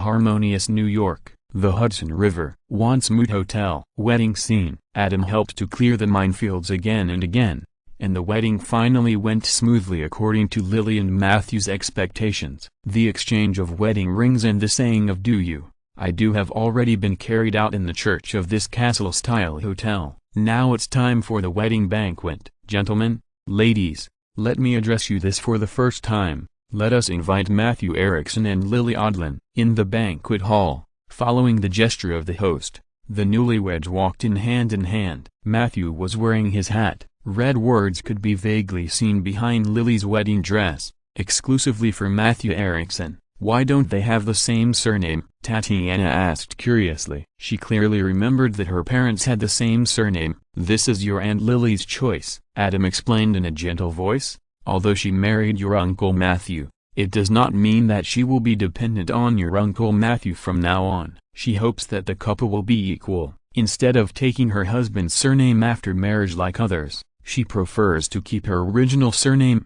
or the couple creates a new surname and uses the new surname as a symbol of this new family. Both the East and the West have the custom of taking the husband's surname after marriage, but the East has long changed and abandoned this custom. But the West has been following it and accepted by the vast majority of people. The devil is hidden in the details. Who is more civilized is obvious at a glance. That's right. How can a few companies compete with an entire civilization in civilization? Oh, Tatiana nodded, not quite understanding, and then her eyes lit up, pointing to Matthew and Lily who were dancing their first dance. Uncle Adam, dance, dance. My little princess, may I have the honor of asking you to dance with me? Adam stood up and bowed to invite. Yes, Tatiana giggled. Adam led her to the dance area in front, where there were already groups of men and women, dancing around Matthew and Lily. Step on my feet, and I'll lead you to dance. Adam asked Tatiana to step on his feet, to increase the height and to lead her to dance. Otherwise, Tatiana, who was only this young, really couldn't dance. Hee. Tatiana naturally wouldn't refuse, and happily stepped on Adam's feet, and was led by Adam to dance. The song ended. "Uncle Adam, you dance with Mom." Tatiana refused Adam's proposal to continue to lead her to dance, and took Adam's hand and came to Heather, who was sitting there chatting with Juno and Karen, and put Adam's hand in Heather's hand. Adam took Heather's hand and walked into the dance hall. "How are you doing lately?" Adam hugged her, swaying, looking into her breathtaking light blue eyes, feeling the attachment and dependence in her eyes, and couldn't help asking softly, "Everything is fine with Tatiana. My mother has a new goal besides smoking and drinking. Her mental state is much better, and everything is better." Heather whispered, "I just miss you a little." Alas, feeling the subconscious strength of Heather's arms, Adam sighed in his heart. He whipped a famous horse because of drunkenness, fearing that love would tire the beauty. This is the real love-tired beauty. Heather is not like Robin and the others, who can walk away in a chic manner. In a special environment, Adam has become her obsession, supporting her sunshine. "How about you come more often when you have time in the future?" Adam asked tentatively. "Come over 2 days a week?" "Okay." Heather smiled brightly. "After having Juno, my mom and the others don't need me to accompany them all the time, but I can't be away for a long time. 2 days a week is just right." Juno also suggested this. "Did she tell you?"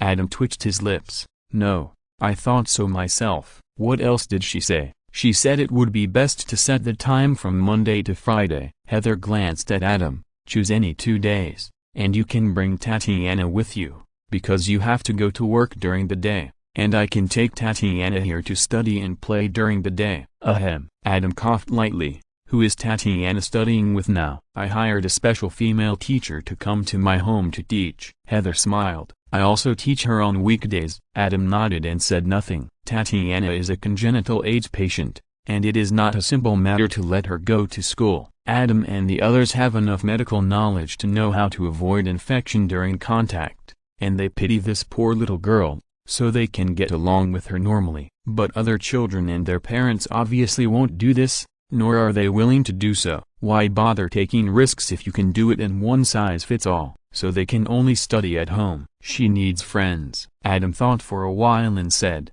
"Maybe I can introduce her to a friend." "What friend?" Heather asked curiously. "A superpowered girl named Megan." Adam told Megan about Megan's situation. Megan herself is an adopted orphan. She is kind-hearted and full of justice. Now she is being cultivated into good habits by Sheldon. The two of them have similar experiences and are of similar ages. They both have their own troubles of not being able to get along with others. They can definitely become good friends. It's good to call each other and come over to play together for 2 days a week, isn't it? "Yeah." Heather's eyes lit up.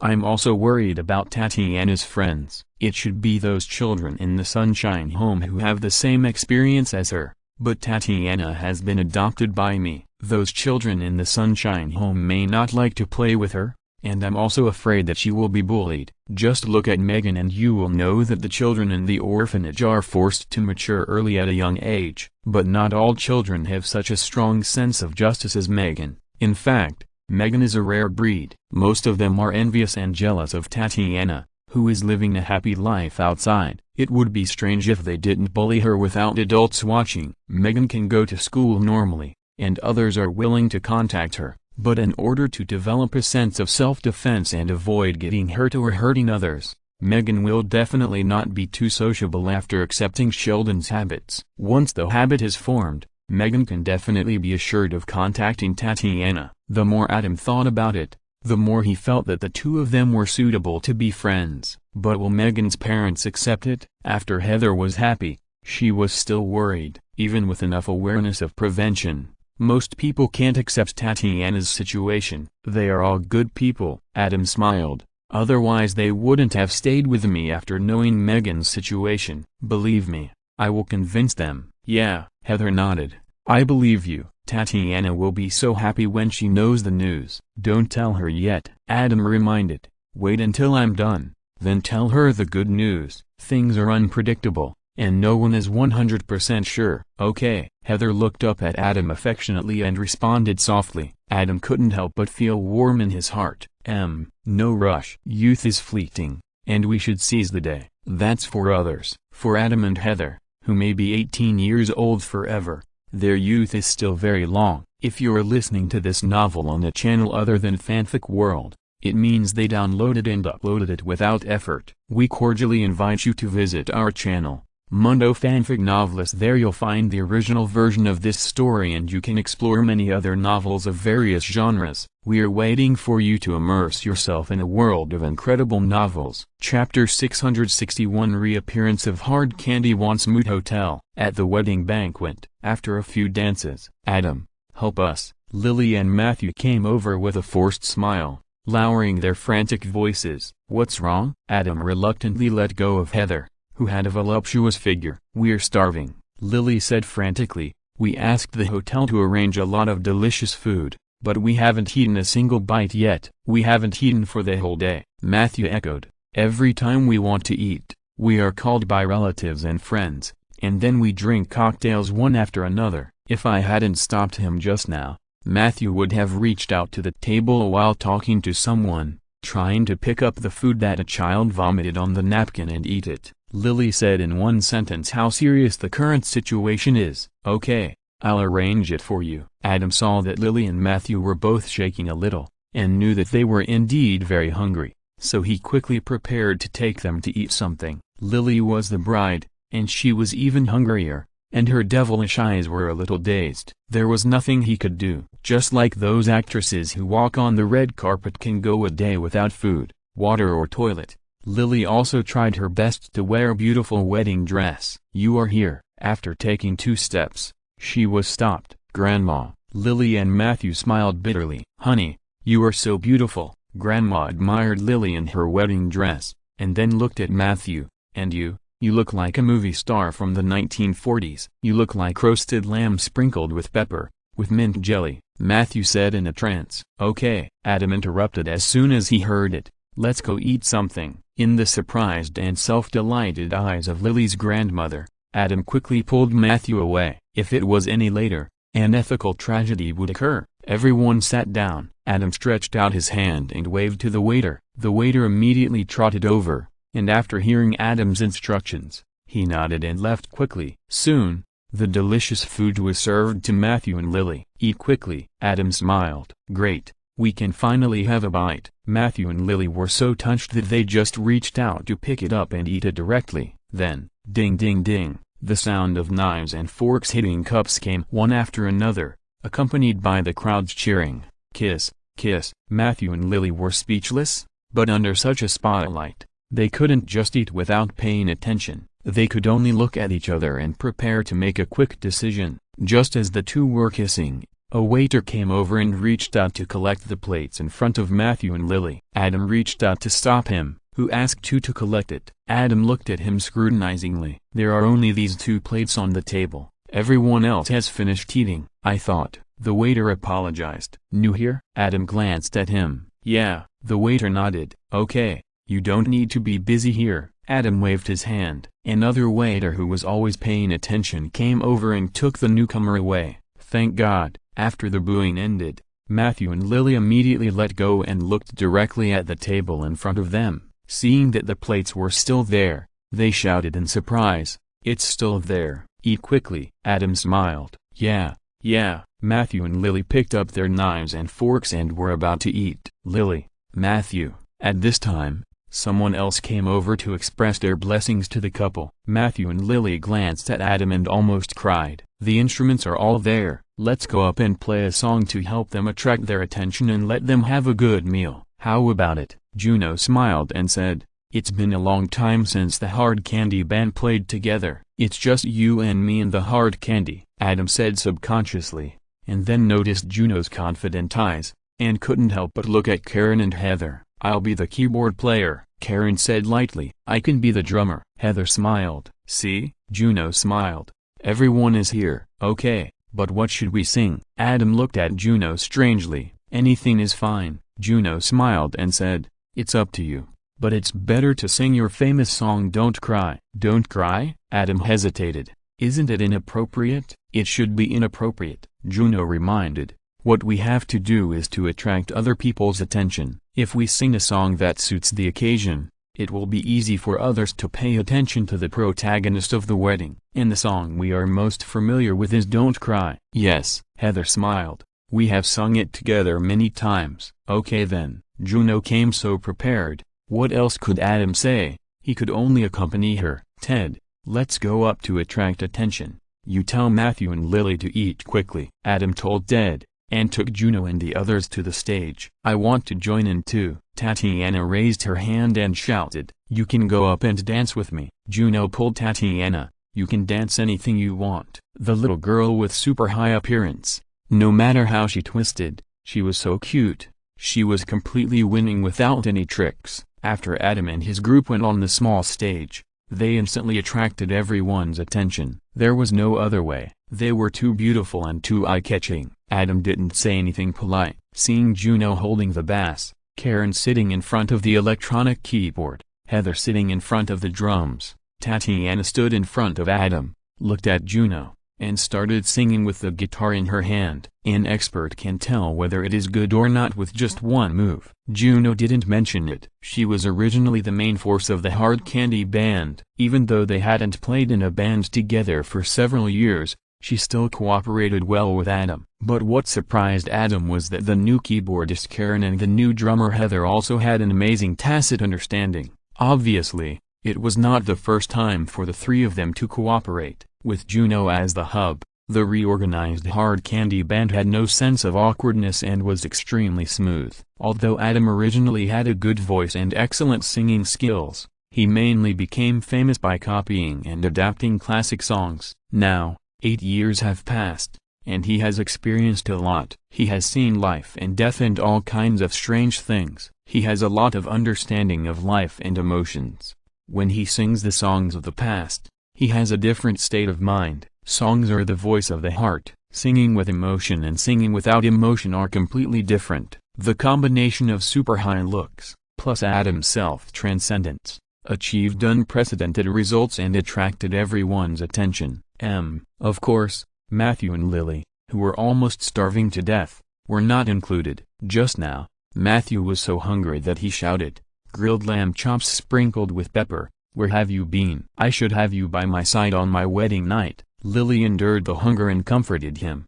"Don't be sad, you still have me." As a result, Matthew just shrugged and said perfunctorily, "Okay." Lily's eyes were extremely dangerous at the time. If she was not really hungry and in public, I'm afraid Lily might have torn Matthew to pieces. Now they finally had a chance to eat well. Even if Adam and his friends played 10 times better, it was still not as good as the grilled lamb chops in front of them. Delicious, really delicious, fragrant, really fragrant. While Adam and his friends were playing, Matthew and Lily began to feast on their food. Chapter 662. Others laugh at me for being crazy. Once Mood Hotel. When Adam and his new Hard Candy Band started to play on the stage, Matthew and Lily, the real protagonists of the wedding, finally had a bite of hot food. One more song, one more song, one more song. After Adam finished singing and saw that Matthew and Lily were satisfied, he was ready to go downstairs. He didn't expect that the guests would be even more enthusiastic than the ones who had just cheered the bride and groom. One more song? Adam looked at Juno. Come on. Juno straddled the bass and raised her eyebrows and said,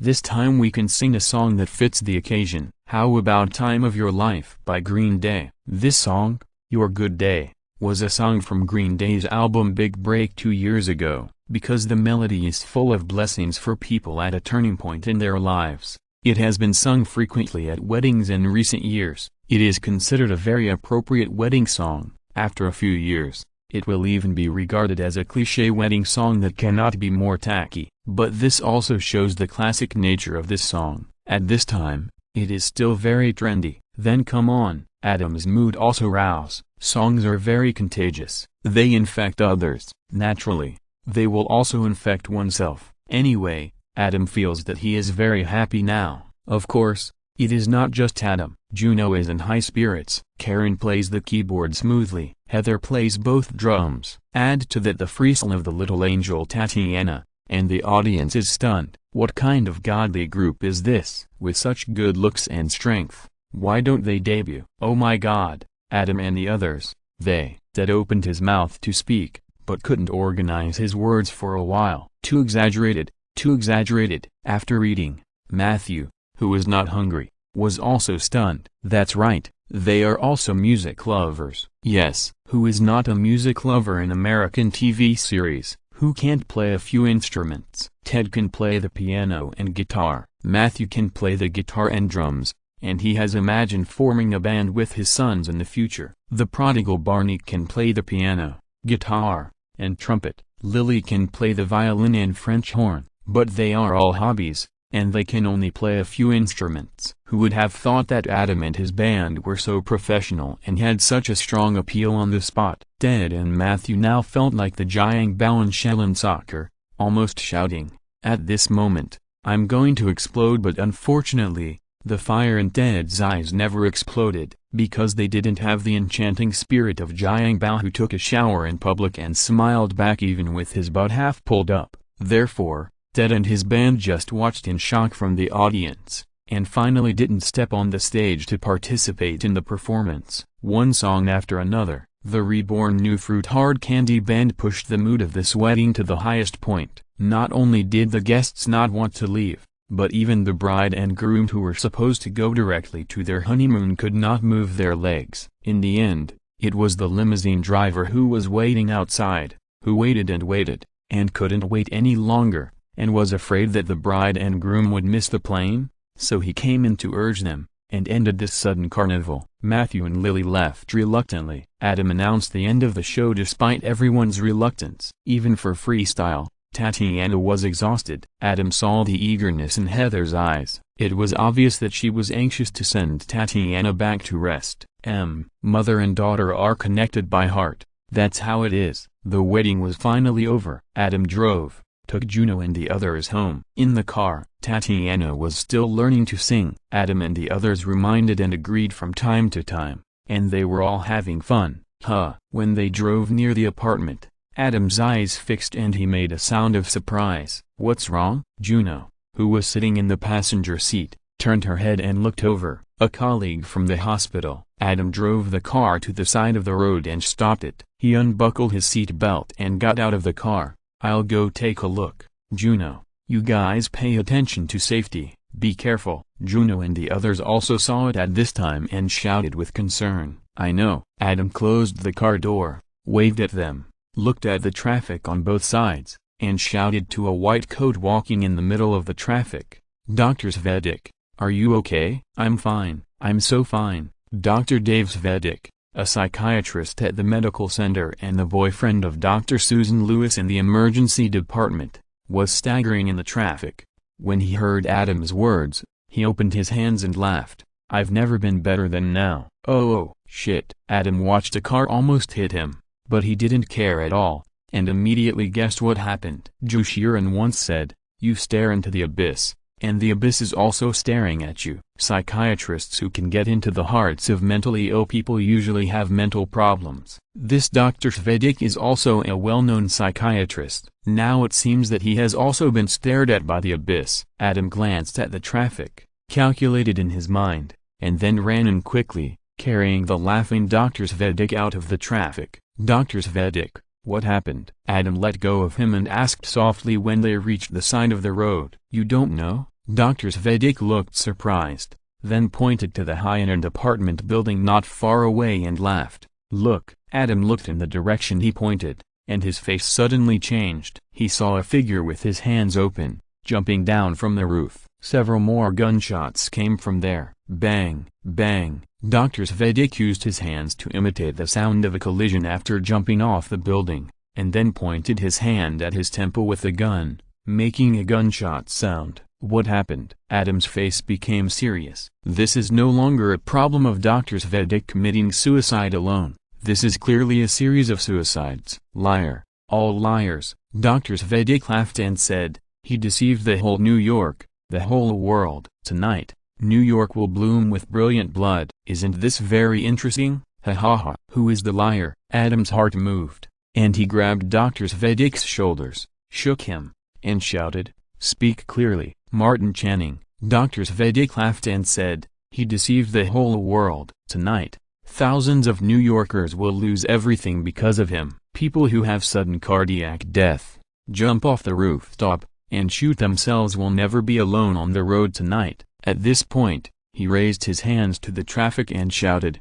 "We are all the same. Let's welcome the storm together." Then, there was nothing else. Adam directly picked him up and wanted to jump into the traffic to die, and said to Juno, "You drive them back first. I'm going to take him to the hospital." Okay. Juno and the others also understood the cause and effect, so naturally they didn't say much. That's right. Adam carried the still smirking Dr. Svitek and walked a few steps. He couldn't help but remind him, "Juno, when you go back, look over your head more often to prevent someone from jumping off the building and hitting you.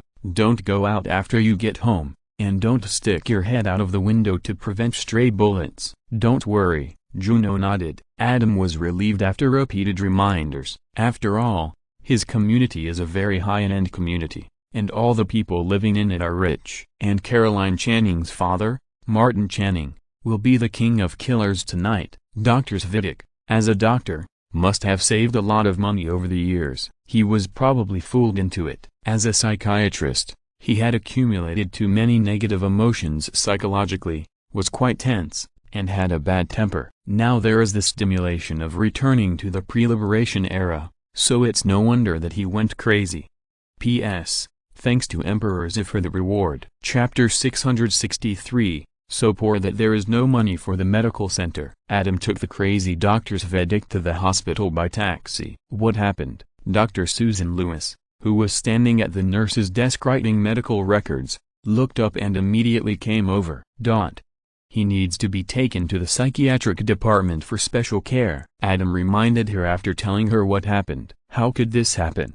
Dr. Susan Lewis was stunned when she saw her boyfriend grinning foolishly. Adam looked at her sympathetically. How could Susan, a kind and loving person with such a good personality, have such a miserable life with such a sister and such a boyfriend? Let's send Dr. Svitek to the psychiatric department upstairs first. Adam said gently, let him have a good rest first, and then find a doctor to take a good look at him. Yeah, Susan nodded woodenly. At this moment, she had no good solution. Leaving him outside would be irresponsible for his life and the lives of others. The psychiatric department has a special ward specifically designed to prevent mentally ill patients from harming themselves or others. Dr. Svitek, the intern in the psychiatric department, was also dumbfounded when he knew what happened. Dr. Svitek was their attending physician, the boss among bosses, and the pillar of their department. Who could have thought that it would become like this now? Their goal was to become an attending physician like Dr. Svitek,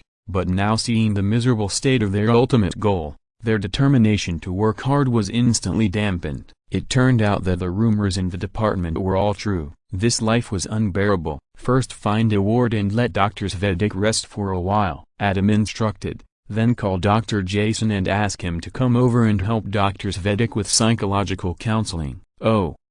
Several psychiatric interns finally came to their senses and agreed. One ran over to call another attending psychiatric physician, and the other led Adam and the others to the ward. After Adam sent Dr. Svitek in, he said hello to Susan and went to the emergency room. He had a hunch that tonight would be a sleepless night. Alas, he originally wanted to go back and continue playing in the band with Heather and appreciate Heather's drums. Now it seems that there is no hope. First, the atmosphere was gone. Second, curing the disease and saving lives was the most important thing. Emergency. Adam, come and help me. A lady dressed like a socialite, wearing high heels, walked in, holding her chest. Mrs. Lyon, what's wrong with you? Adam asked. Call me Piggy. The socialite waved her hand. I feel like I'm having a heart attack. Don't worry. Adam twitched his lips and smiled. It shouldn't be a heart attack. A heart attack is not like this. He knew this Piggy,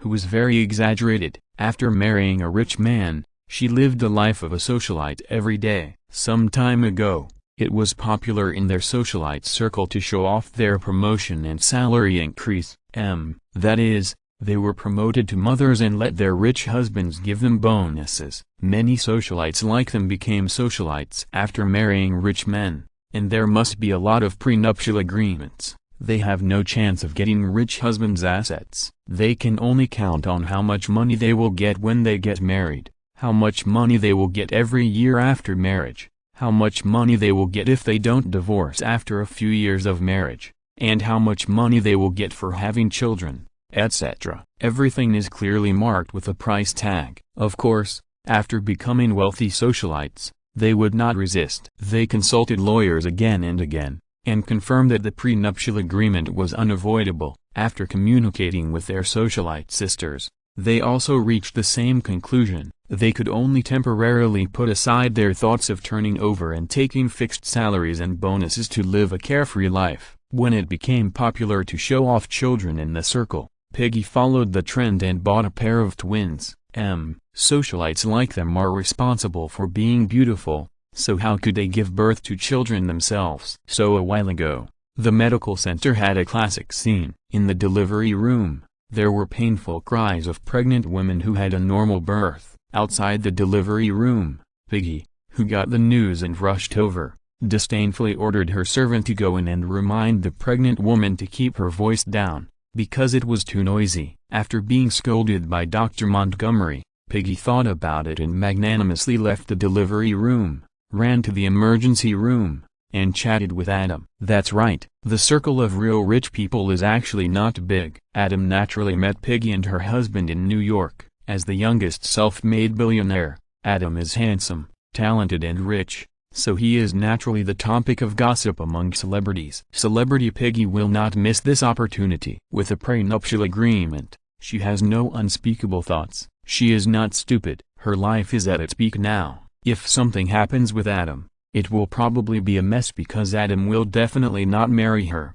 However, it is inevitable to flirt with Adam, a legendary rich and handsome man, and find out some gossip so that she can show off to her plastic sisters in the future. So, she began to complain to Adam, saying that it was too difficult for her to have a child and that it would be very hard for her as a mother in the future. Then she waved her hand and asked the servant who had been following her to get some water, twist it open, and give it to her to drink. At the same time, she asked the servant to go to the delivery room to see if the baby was born, and bring it to her after the baby was born. After that, she also asked her sisters to go get their hair done together. After Adam reminded her that the baby was not suitable for being held around after birth, and could only be placed in an incubator in a neonatal intensive care unit, she frowned and gave up the idea. Then, when she learned that the birth might last more than 10 hours, she sighed and left in her high heels. After hearing that the twins were born,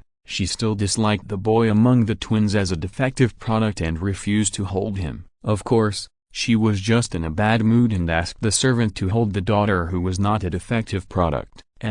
It was really just a hug in the literal sense. After holding her, she immediately handed her over to the servant. It is estimated that it will not exceed 3 times a day, and the total time is less than 1 minute. Not a heart attack? Peggy patted her chest and said exaggeratedly, "Are you sure? I feel like I'm about to be scared to death." What's going on? Adam's heart moved. Is the Lyon family also a victim of Channing's scam? Yeah, Peggy nodded repeatedly. How much did you lose? Adam looked at her sympathetically. It shouldn't be much, right? If it was more, she would not be in the mood to be so exaggerated, and she would probably have a heart attack. Nothing was lost. Peggy covered her chest and took a deep breath.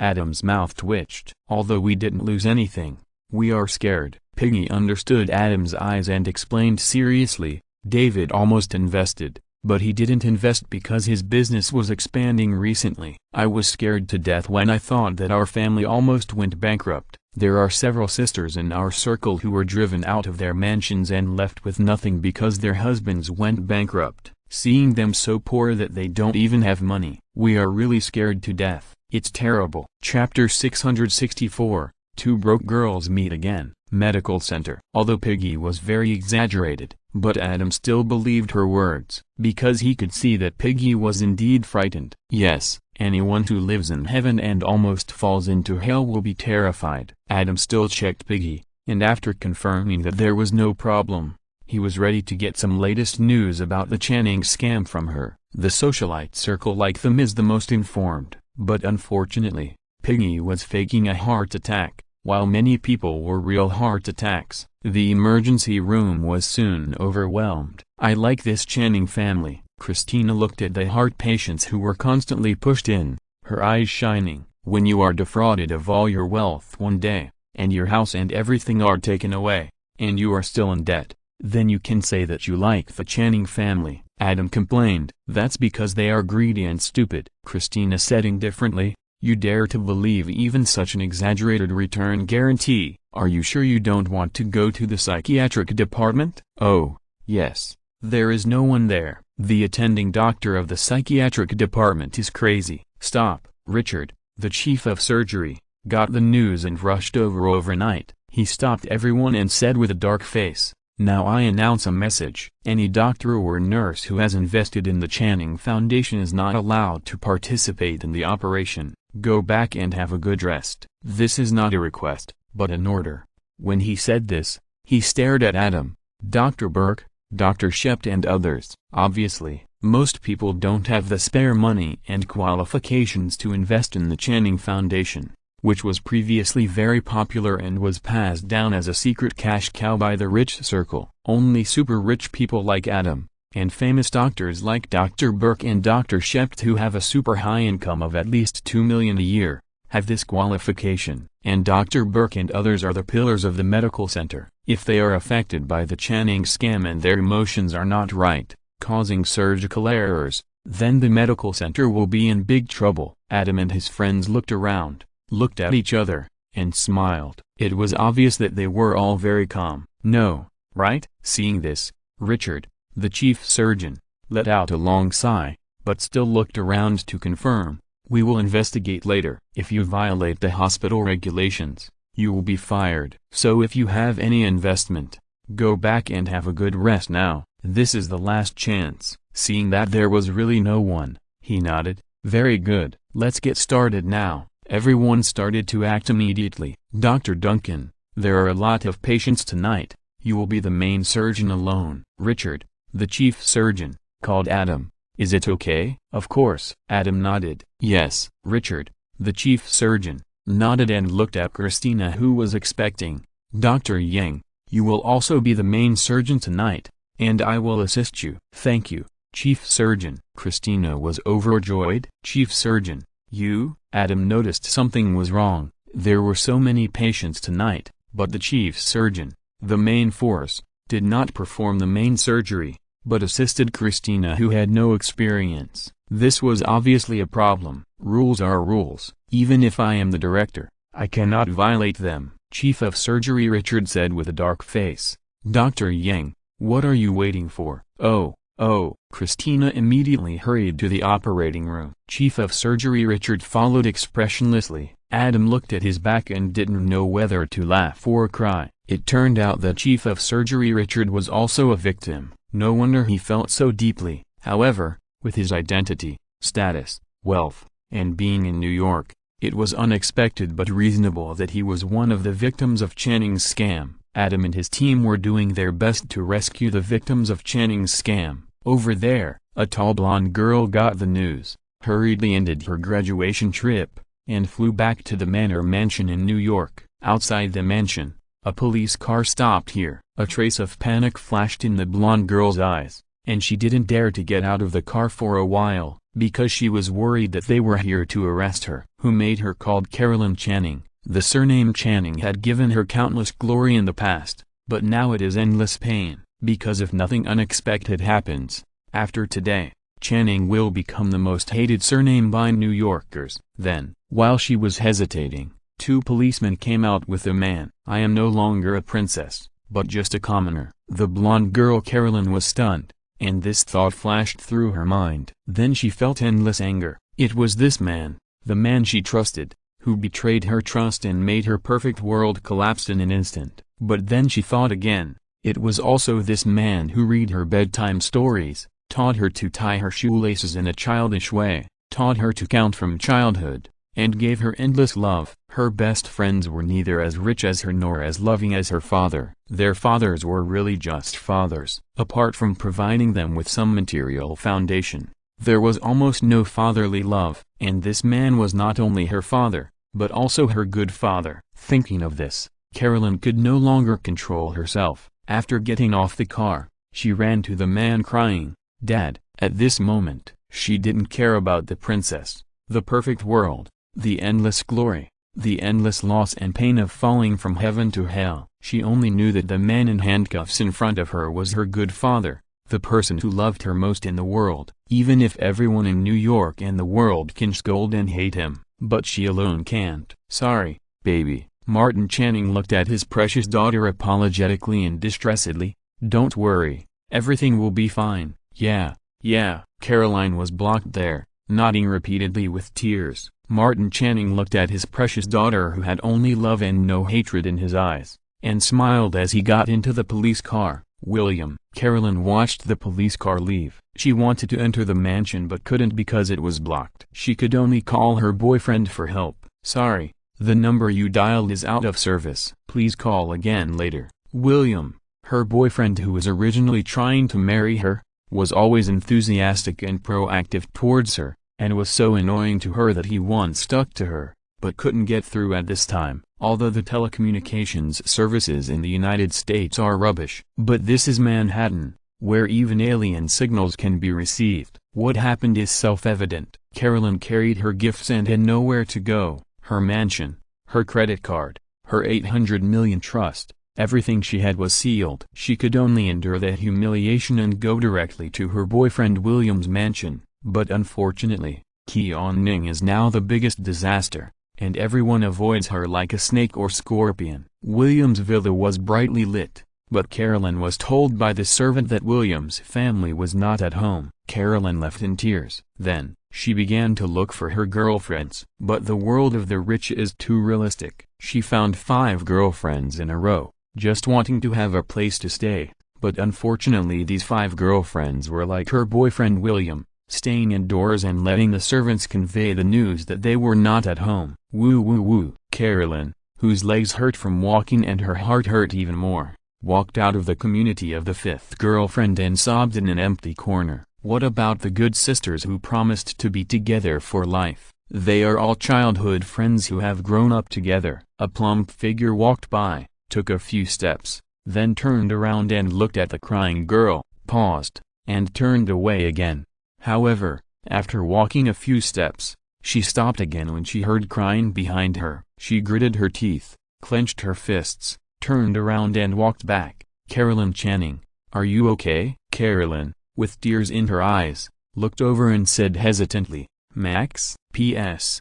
Thanks to Young Xiao FLY and book friend 1507191600336447 for the reward." Chapter 665, A Different Beginning Outside the Community. "It's an honor that you still remember me," Max said self-deprecatingly. "Of course I remember you." Caroline wiped her tears embarrassedly. "You were the one who made a sound at my coming-of-age party, and you are also hard to forget." At this point, she glanced at Maxim, who looked up at her with an even more oppressive feeling. "I was just thinking about your coming-of-age party, so I hesitated again and almost walked away." Max shrugged and said, "But then I thought, hey, it won't hurt to talk to you. Adam is indeed very powerful, but he is not so charlatan. If he is so charlatan, then I can only lie down and admit it." "Adam?" Caroline was surprised. "Are you still dating him?" "Not really." Max kept saying venomous dirty jokes every 3 sentences. "He is my boss now, and I am equivalent to his secretary. You know." "I know." Caroline's eyes darkened. "My dad also had a secretary once." "Sorry." Max looked at her with pity. "You know everything." Caroline forced a smile and said, "Yes, everyone in the past knew about the Channing family, and now everyone knows it." "Your father is really awesome." Max gave a thumbs up. "He cheated so many people and cheated so much money." Then he asked curiously, "You really don't know about this?" "My father never told me." Caroline smiled bitterly. "He just said that the business has been particularly good in recent years." "Indeed." Max nodded. "Those people are stupidly going for your father's higher returns, but your father is directly thinking about their principal. People in New York line up to give money to your father. They need certain qualifications, and they may even use back doors for your father.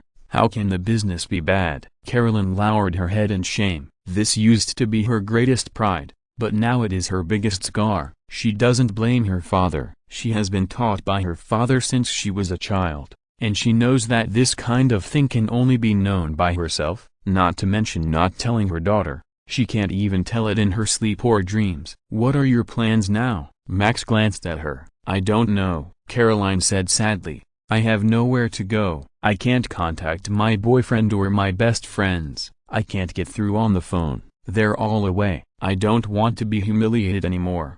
I think I need to find a job. Do you know where people from the Upper East Side will never go in their lifetime? Brooklyn, Max blurted out. But if someone like you goes there, most of them won't be able to get out. Well, 30% are carried out, and 70% are completely gone. It's not that exaggerated, right? Caroline opened her eyes wide. I know it's a mess over there, but it's still New York. Don't the police care? That requires the police. A princess like you, even if you've read a few books and know the existence of the dark side of society, you definitely don't know what the real darkness is. Max stretched out his hand and said, get up. If you really have nowhere to go, come to my place first, get through this night, and then think about what to do in the future. Can you? Caroline looked at Max in surprise. She really didn't expect that when she was at her lowest, a stranger she once looked down on would be willing to lend her a helping hand. The premise is that you don't become sisters with me. Max shrugged and said,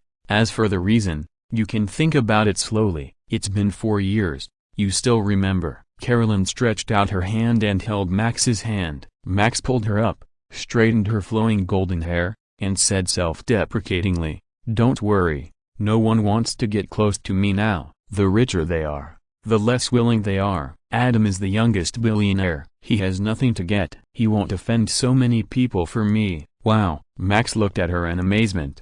Not only do you remember, but you have really considered it now. Sister, I thought I was open-minded enough, but compared to you, I'm nothing. I'm not. Caroline hurriedly explained, I don't mean to snatch Adam from you, okay? Max waved his hand. Who is he to me? It's been 4 years. You don't think that someone like him will only guard someone like me, right? You are very good and deserve his protection, Caroline said from the bottom of her heart. Stop flattering me. Max waved his hand and smiled. I promised you that I won't go back on my word. Let's go. My car is over there. Is this your car? Caroline was surprised to see Max's shabby car. This is my car. Max helped Caroline put the gifts in the trunk, and said self-deprecatingly, am I a secretary who has a miserable life? Not miserable. Is Adam so stingy? Caroline wanted to be tactful, but couldn't help it. What do you think? Max put the gifts away, called Caroline to get in the car, and prepared to drive. He is not only stingy, but also petty. If you offend him a little, he can beat you to death. No matter how loudly you beg for mercy, it won't work. Don't. Caroline thought Max was serious at first, but she was speechless after hearing it. As the eldest daughter of the Channing family, she is also a senior driver. Okay, no more jokes. Max glanced at her and smiled. Although I often call him sugar daddy, I can work by myself. Why should I need his money? And the car is just a means of transportation. Why should I buy such a good one? Aren't you his secretary? Caroline asked puzzledly. I have acted in it before. Max shrugged. I am almost confused. Caroline was entangled. What do you do? And if you don't want Adam's money, why are you here? Although her fifth best friend has always been a little transparent in their circle of best friends, she is very poor. But that is compared with them. In fact, this best friend's family is also very arrogant, and the community where she lives is naturally the kind where rich people gather. Rich people in the United States like to keep raising the prices of everything nearby, automatically forcing people without money to leave. Then the rich people started to gather. The police station and other things followed closely, with high-intensity police patrols 24 hours a day, so that people who should not be there are completely blocked, providing the most intimate security services for the rich. With the economic strength shown by Max, it would be impossible for him to come and go here freely without Adam's relationship. Adam opened a book production company. He is responsible for the outline, and I am responsible for perfecting the details and drawing. Max laughed and said, occasionally, when I get stuck in the plot, I will summon him to help sort it out. Of course, When I get stuck in other things that need to be sorted out, I will also summon him. Anyway, he is a beast with unlimited energy. In this way, am I a bit similar to his secretary? As for why I appeared here, it was because a child here had a birthday, and she especially liked the Peppa Pig comics we drew. You know, these children from rich families have birthdays that are completely different from ours. They really have whatever they want. Her mother called me over with a phone call, and sang and told her stories from new comics that have not yet been published. I know, Caroline recalled, when I was a child, on my birthday, my father called Macaulay Culkin for me. The timeline jumped, and all the timelines that were different from the original time and space were changed by Adam's travel, but unfortunately he was sent back in the end. Did your family give you the little devil at home as a birthday gift? Max was dumbfounded. Your family is so rich, no wonder Melissa is so envious when she talks about you, and no wonder she is so happy now. Do you know Melissa? Caroline was shocked. The little girl who is celebrating her birthday is her little sister? This is her fifth best friend, the one who made her completely desperate. Yeah, Max looked at her sympathetically. Otherwise I wouldn't have known about you so quickly, so even if her mother gave me more money, I only sincerely wished my fan little girl, not her family. If I had known, you would have just given a false blessing. Carolyn took a photo of her long legs and said regretfully, "It would have been nice if I could have collected more money." Max was speechless. Congratulations, you are not adopted after all. P.S. Thanks to GKD Faster, Juice Treasures Tomorrow, Zen, and Dune for the rewards. Chapter 666 Max, I will support you. In an apartment. Come in. It's a little small and a little messy. Max took out the key to open the door, and called Carolyn in. It's nice here.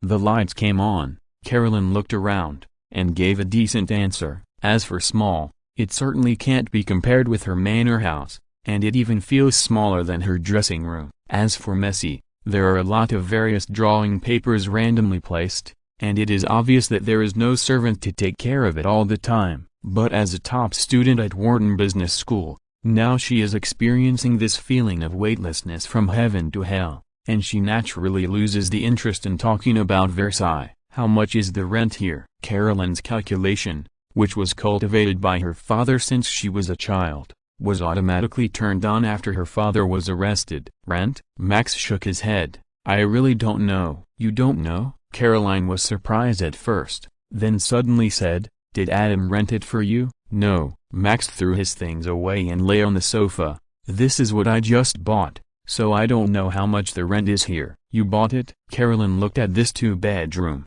1-living-room house. When she came in, she found that the environment of this community was not bad, and the location was also good. Such a 2-bedroom, 1-living-room house cannot be bought without hundreds of thousands. Yes. Max saw Carolyn still standing there, so he stood up and asked Caroline to sit down. What do you want to drink? Just water. Caroline had been running around all night and was very thirsty, but she still couldn't help saying, why do you have this money to buy a house? Rent a house. Wouldn't it be more profitable to invest this money? I don't understand investment. Max took 2 bottles of water from the refrigerator and handed one to Carolyn. People always have to have their own house to live in. Anyway, it doesn't cost much. Caroline felt a familiar, strange and familiar smell. For her who is now penniless and may not even find a job, the hundreds of thousands that were not enough to hold a party before are already a figure that she looks up to. Is painting so profitable? Caroline said in disbelief. She may not know much about civilian prices, but she still knows the basic situation. After all, what she learned at Wharton Business School is how to better exploit workers and working spirits to make more money. You have to know roughly how much money workers should get. Otherwise, if you give too much, it will be like driving up labor costs, which will be resisted by the Capital Alliance. It's okay. Max shrugged and said, it's mainly because Peppa Pig has good sales. Adam gave me a lot of bonuses. I don't know how to invest. Money will depreciate if it is placed in the bank. It's better to buy a house for reliability. Adam did not take Max to invest like he did with Juno and Heather. The reason is very simple. Like every black-hearted boss who exploits employees, Adam and Max now have this relationship. Peppa Pig has such a big interest. As the main creator, Adam naturally didn't want Max to become so rich that she would just lie down and do nothing. What Adam hated most was her being such a lazy person. Of course, Adam didn't treat her badly. She went to school for 4 years, and the first 2 years were spent at a community college. With Adam's encouragement, she worked hard and quickly stood out, then transferred to an art university and studied for another 2 years. In the United States, the second half of the 2 years of community college can be added to the credits of a regular university. So after 2 years at an art university, she got a bachelor's degree. During these 4 years, she worked part-time and studied, and started drawing Peppa Pig while studying. After graduation, Peppa Pig was officially published, and Adam gave her enough bonus, and Max easily realized a life with a house, a car, and money. However,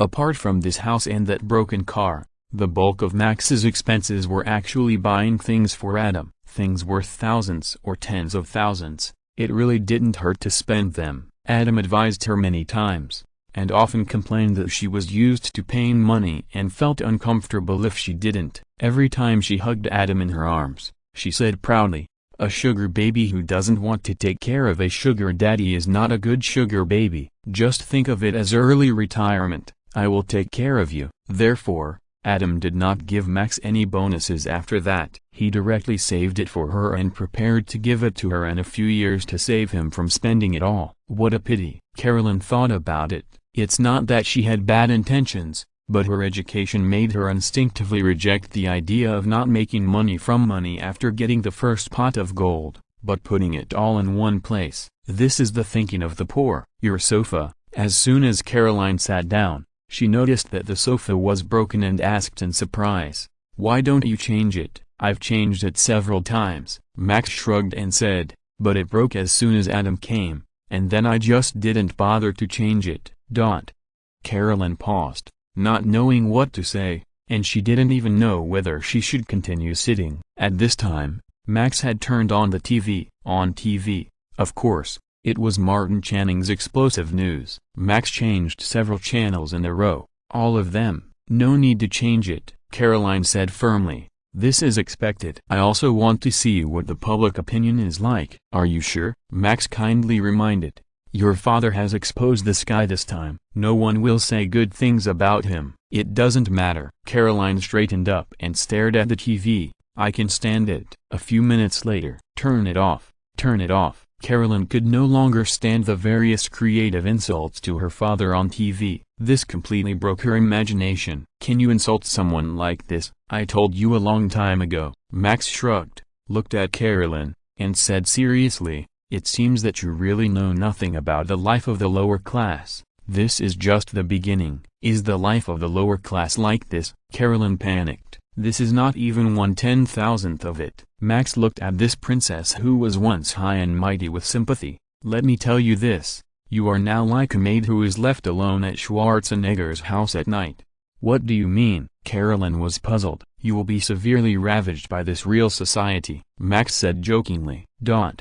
Carolyn was confused by Max's words for a moment. What kind of slang is this? How can it be so vulgar? "Well, I guess you have been busy all day today, so go take a shower and go to bed." Seeing that Caroline was in no mood to appreciate the classic slang she learned when she was struggling at the bottom, Max greeted her. "This is the guest room. You can stay here, if there is anything. Think about it tomorrow. Don't worry, people are very adaptable. Life is like that. If you can't resist, just lie down and enjoy it. Soon you will be able to find joy in suffering. This is life. Believe me, I am an absolute expert in this area." "Thank you, Max." Caroline didn't know whether to laugh or cry, but she was still very grateful for Max's shelter and comfort. Without comparison, there is no harm. Those so-called boyfriends and besties in the past were not even 1/10,000th as kind as a stranger who had only met once. If this is the life of the bottom people, then she might be able to accept it. For a while, not bad. She still has some confidence in her heart. She is still young, a top student at Wharton School of Business, and has inherited her father's business talent. Once she gets through this difficult period, she will definitely turn things around. Caroline Channing, you can do it. Thinking of this, She smiled, took a shower and went to bed. Chapter 667 Teacher Duncan, don't do this. A week later, medical center. I like Martin Channing, Christina shouted excitedly in the locker room. Keep your voice down, Adam reminded. Don't keep saying that. Be careful of being noticed by the director. He will lose a lot. The director is not that kind of stingy person, Christina said indifferently. He also came from an intern like us. If he were replaced by him back then, he would definitely be the same as me now. I am an intern under him, and he should be happy. Adam began to change his clothes and said nothing more. In fact, although it was not very good, he was also very happy this week. Because of Channing's scam, he was busy every day, almost at least 5 operations every day. This week, he almost turned half a year of life. Even Dr. Burke and his team looked at him strangely, because in most areas of cardiothoracic surgery, Adam is not only superb, but also amazingly fast. Adam completed 3 operations, and he could only do 2. In the past, Dr. Burke was most proud of his hard work. When he was at Johns Hopkins University, he was not the most talented, but because he worked much harder than others, he always ranked first in grades and graduated with the first place. He always believed that hard work was better than talent. But looking at Adam, he was not sure, because he was already at the peak. But Adam easily left him behind. As Adam grew up, this gap would inevitably widen further. This made him sigh in his heart. This damn talent. After Adam and Christina packed up, they hurried to the ward. They hoped that the ward would be full of patients like yesterday. But unfortunately, what disappointed Adam and Christina was that after a week of fermentation, because of the Channing scam, the heart attack had already occurred several times. This matter also slowly subsided. Of course, the past was just a storm. The remaining waves will probably not end for many years. Seeing this, Adam quickly calmed down and went to the emergency room. Dr. Montgomery. Adam saw her standing outside the emergency room door and immediately walked over to say hello. Adam. Dr. Montgomery's expression was indifferent, much lighter. It was obvious that the Helltown incident that Elliot Deacon had created was a big blow to her, but she didn't take her anger out on Adam. Adam discovered this demon while saving his friend, which was also a disguised way of saving her in advance. After getting over the initial discomfort, she quickly adjusted herself. This indifference was not directed at Adam. Now she has this expression to everyone. At this time, the ambulance came. What's the situation? Adam asked. Noah Labatt, 28 years old, 32 weeks pregnant, a pair of twins, the paramedic said. She was transferred here, and one seems to be growing much slower than the other. Is that so? Adam's eyes lit up. This is rare. Let's go together. Dr. Montgomery knew that Adam was interested and invited him directly. Okay. Adam nodded. Gray Standen, an African-American man in his 20s, accompanying the stretcher, introduced. This is my fiancée, the future Mrs. Standen. Gray, you are the only one who cares whether we are married or not. Pregnant woman Noah complained and looked at Dr. Montgomery. Dr. Tisson said my condition is very serious and I need a specialist. Dr. Montgomery looked through the medical records and was surprised. You have 2 uteruses? Yeah. Pregnant woman Noah was a little embarrassed. Adam, you come and give her a general examination first, Dr. Montgomery ordered. Okay. Adam agreed with a smile. 2 uteruses are very rare. If nothing unexpected happens, this place will soon be surrounded by onlookers. Adam helped the pregnant woman do various tests, and then notified Dr. Montgomery. The two went to the ward to see the pregnant woman. Outside the ward, medical staff stopped from time to time and looked inside. He pushed over and passed the cornerback. He got to 30 yards. He got to 20 yards. He got to 10 yards, and scored a touchdown. In the ward, an African-American man touched his fiancée's belly and gave her football prenatal education. Prenatal education is really very African in the world of American TV series. Gray, no, I have good news for you. Dr. Montgomery smiled professionally. According to the test, both fetuses are healthy, but because of a very unique reason, their sizes are very different. The test results show that their due dates are different. According to our calculations, Adam continued, the older baby is a son, and the fertilization time was 6 weeks earlier than the daughter. OMG. African-American man Gree was stunned. I don't understand. This doesn't seem right. Adam was about to explain that this was possible, but suddenly found that the pregnant woman's face was not right, and then he understood. It's very likely, Dr. Montgomery, who hadn't reacted yet, explained. Our tests are very accurate, but we broke up at the time, and she was pregnant. I wanted to get married, but she didn't want to. The African-American man, Gree, said the key point. I gave her an ultimatum, and she refused, so she left me. After the breakup, we didn't talk for 6 weeks, let alone let her get pregnant. Dr. Montgomery stopped talking. This was no longer a medical issue. I'm sorry, Gree. Pregnant woman nowhere cried directly. Everything was clear. Oh, then it wasn't me who made her pregnant. The African-American man, Gree, murmured the truth. I'm sorry. Pregnant woman nowhere cried. I can't believe you did this to me. The African-American man, Gree, glanced at her and left directly.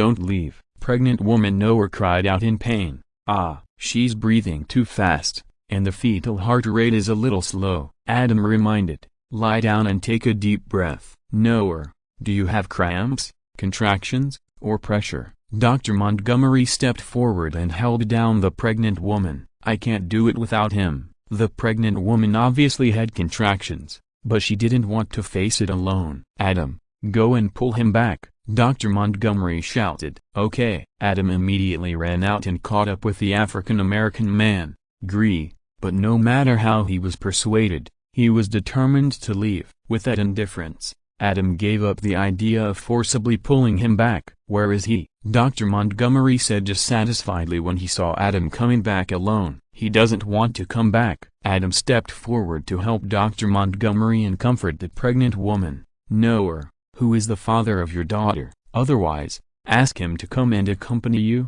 Dr. Montgomery gave him a strange look. This daughter is obviously the accidental product of a one-night stand. Where can she find her father now? Ah, pregnant woman nowhere screamed in pain, and said a name in the stunned eyes of Dr. Montgomery and Adam. Dr. Montgomery was stunned that pregnant woman nowhere really remembered who her daughter's father was, and was really willing to let him come and accompany her. What shocked Adam was that the father that Noah called her daughter was someone he knew. This reminded Adam of how he didn't believe a word of Barney's words when he said that he and African-American James were brothers. But at this moment, Adam recalled a famous scene he had seen in his previous life. But this time, the protagonist was him, who was shallow-minded. Teacher Duncan, don't do this, Teacher Duncan. If you're listening to this novel on a channel other than Fanfic World, it means they downloaded and uploaded it without effort. We cordially invite you to visit our channel,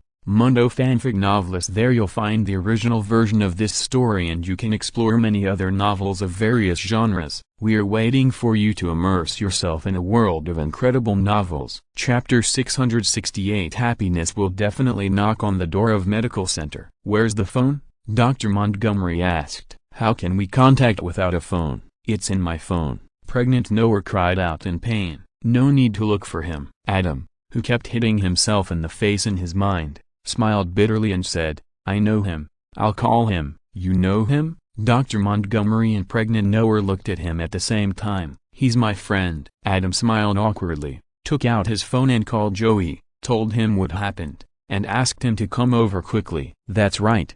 The father of this baby girl who was 6 weeks out of place with her brother of a different skin color is the famous Joey Tribbiani. Joey, come over right away. Relax.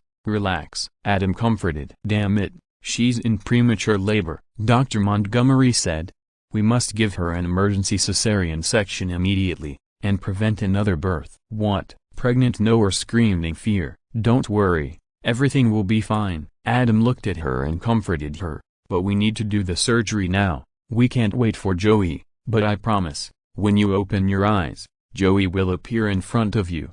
You promise? Pregnant Noah shouted. I promise, Adam affirmed. This was all Joey's fault. He had to solve it himself, crawling to Adam. Okay, pregnant Noah nodded painfully. Send her to the operating room immediately, Dr. Montgomery ordered. This extremely rare operation attracted many doctors to watch, When Adam and his friends were washing their hands and disinfecting, the observation room was already full of people. Damn it! Christina looked at Adam below with envy. This is gynecology and pediatrics. Adam can do such rare surgeries. If I had known, I would have been closer to Dr. Montgomery. It's useless, George said bluntly. You are Meredith's best friend. She won't be close to you. This is all your fault. Christina rubbed Meredith next to her with her shoulder. Remember, you owe me this. There are several surgeries. Meredith just rolled her eyes and didn't want to talk. Since she reluctantly rejected the good guy Finn and became single again,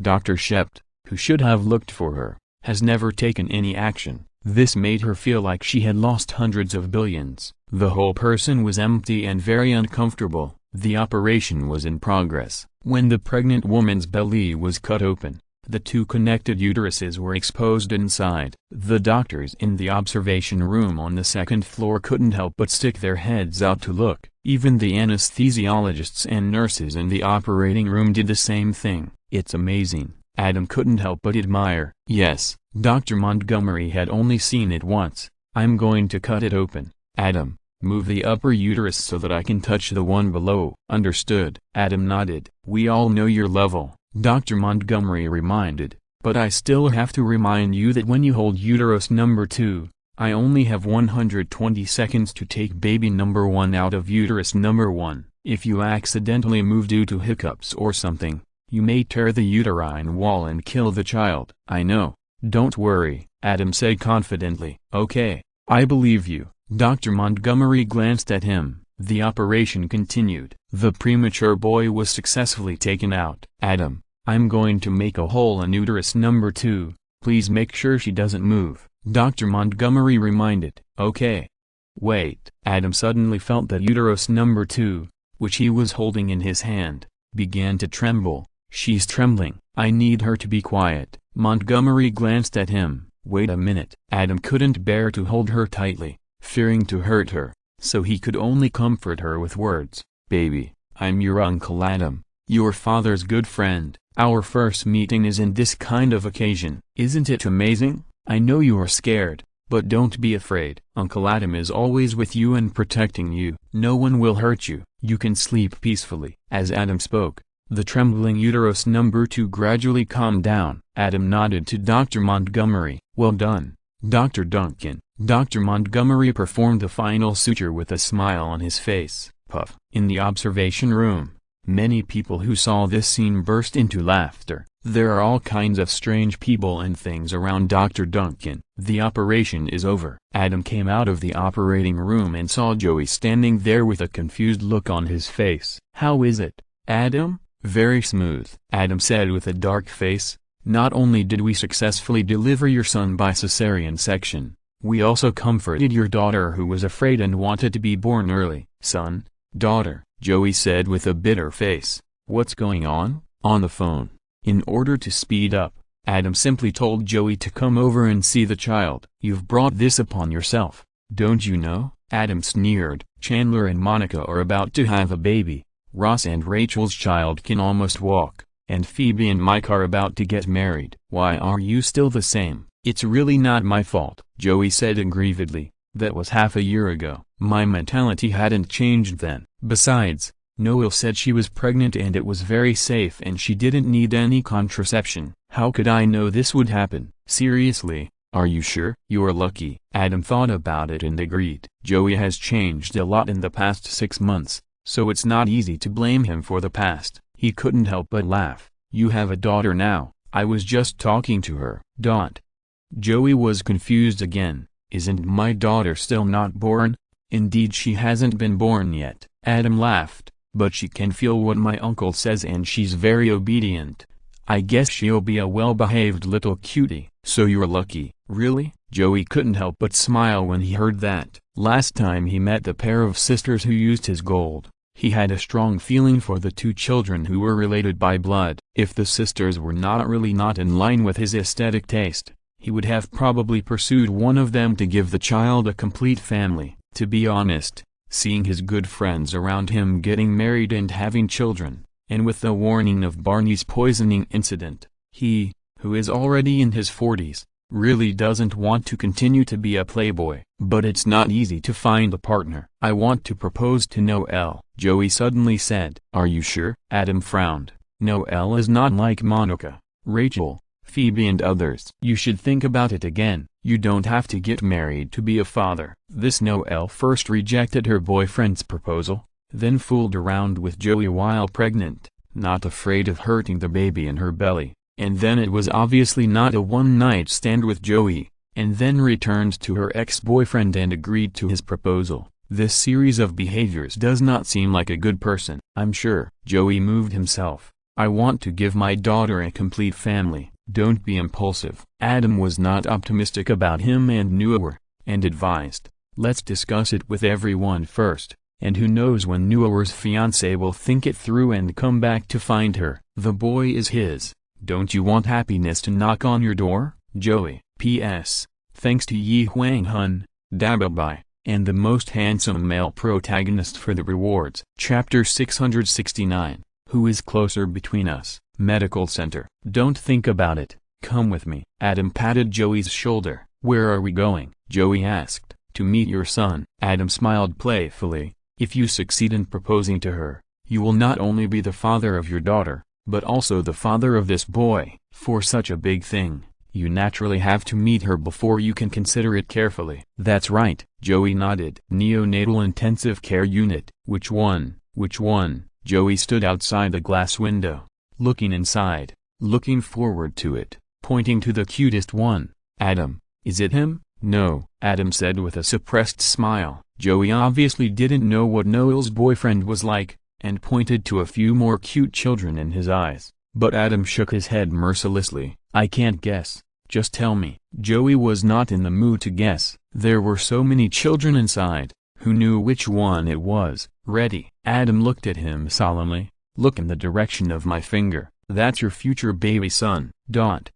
Joey looked in the direction Adam was pointing, and was completely stunned. He withdrew his gaze in disbelief and looked at Adam, with the classic Joe-style smile. You must be kidding me, right? I hope I'm kidding you too. Adam shrugged. But how should I answer his questions in the future? Joey made a bitter face and imitated his future adopted son. Dad, why are my sister and I different? One black and the other white. What's so difficult about that? Adam waved his hand and said, if it really comes to that, you can tell him that when his mother was pregnant with him and his sister, she ate too much ice cream, but she ate chocolate ice cream first and then vanilla ice cream. The problem is perfectly solved. Don't joke. Joey smiled bitterly and said, will this work? It should fool him before he is 6 years old. Adam said seriously, as for after 6 and before 10, you can say that this is the kind of thing that confuses people, just like their homework. What about after 10? Joey asked.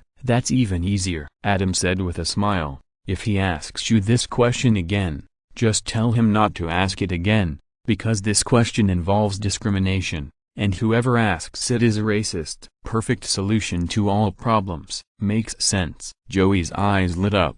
Is this really possible? Believe me, Adam said with a smile. This has been tested in practice. Do you know Barney Stinson? Your mortal enemy has an African-American brother named James. Their mother has always given them this answer since they were young. Until now, they are firmly convinced that they are brothers and have never wavered. What? Joey looked at the African-American baby boy in the glass window and screamed in horror. No, I don't want to raise a son like Barney Stinson. My daughter doesn't want a brother like this either. So I asked you to think about it carefully, Adam said while the iron was hot. Regarding the proposal, I think I need to hold a persuasion meeting, and let's have a good talk. He really didn't think highly of this newer. The good atmosphere of the old friend circle can't be ruined by a scheming cheating woman who inexplicably inserted herself in, and this really can't be blamed on the butterfly effect caused by Adam's time travel, because this is God's. Screenwriters, will. This is life. In Adam's previous life, the screenwriter of Friends once apologized for not having African Americans in the 6-member group of Friends after more than 10 years, and was ashamed and in tears. There are also rumors that the 6-member group of Friends will reunite and reenact. Combining these two pieces of news, isn't there an indispensable benchmark red line in the plot? This time there must be important African American actors. Among the 6 members of Friends, Monica and Chandler adopted 2 white children and lived happily in the suburbs. Ross and Rachel also had Emma, and the ending was also a posture of getting back together, which was what everyone expected. Phoebe finally found Mike, which made many people who felt sorry for her very relieved. None of the 5 of them were suitable to introduce important African American characters. Only Joey, who was still single at the end, was suitable. So how to introduce them? Lovers. Friends finally tried it, and Joey and Ross's common African American girlfriend was obviously not very successful. What better way is there to become the father of an African American boy than to love him more? In this story, the twin utero spanned a brother and sister, which are rare in hundreds of years, are unexpectedly bloody, conflicting, sincere, and resolving conflicts. It is touching and warm, and full of gimmicks. If the screenwriter has real experience and incorporates the sincere emotion into it, it will definitely move many people. I think so. Maybe it's crazy laughter, but this is comedy. It's to make everyone laugh crazily, isn't it? Therefore, it really can't be blamed on the butterfly effect caused by Adam's time travel, making Joey a legendary receiver. But no matter what, Joey can't avoid this hurdle. Who made you not have a fixed CP and didn't get married in the end? Okay, don't think about it for now. Adam patted Joey, who was looking bitter, and smiled. Let's go to the ward first. I promised Noah that she would see you as soon as she opened her eyes. I can't break my promise. After taking Joey to the ward and asking him to stay here, Adam left. Chandler. After coming out, Adam called Chandler and told him the matter. Monica is about to have another pregnancy test. You accompany her here. We will do the pregnancy test first, and then talk to Joey. Okay. Chandler naturally didn't say anything. He was also very concerned about Joey's life events. Adam called Ross, Rachel, Phoebe and others. What the hell? When Monica, with her bulging belly, walked into the medical center with Chandler's overly cautious support, she cried out in disbelief when she saw Adam. I thought I was the second pregnant among our friends, but in the blink of an eye, Joey surpassed me. No. Adam smiled and comforted her. Joey's daughter is only 26 weeks, and you are already 30 weeks, and you are still second. Joey, an unmarried single dog, how could he suddenly surpass you? That's good. Monica touched her belly and smiled proudly. Son, you will be the older brother of a group of friends in the future. You are the first boy, Monica. At this time, Ross, who came over, just heard this, and his eyes widened immediately. What do you mean by the first boy? Have you forgotten Ben? Ben is the first one.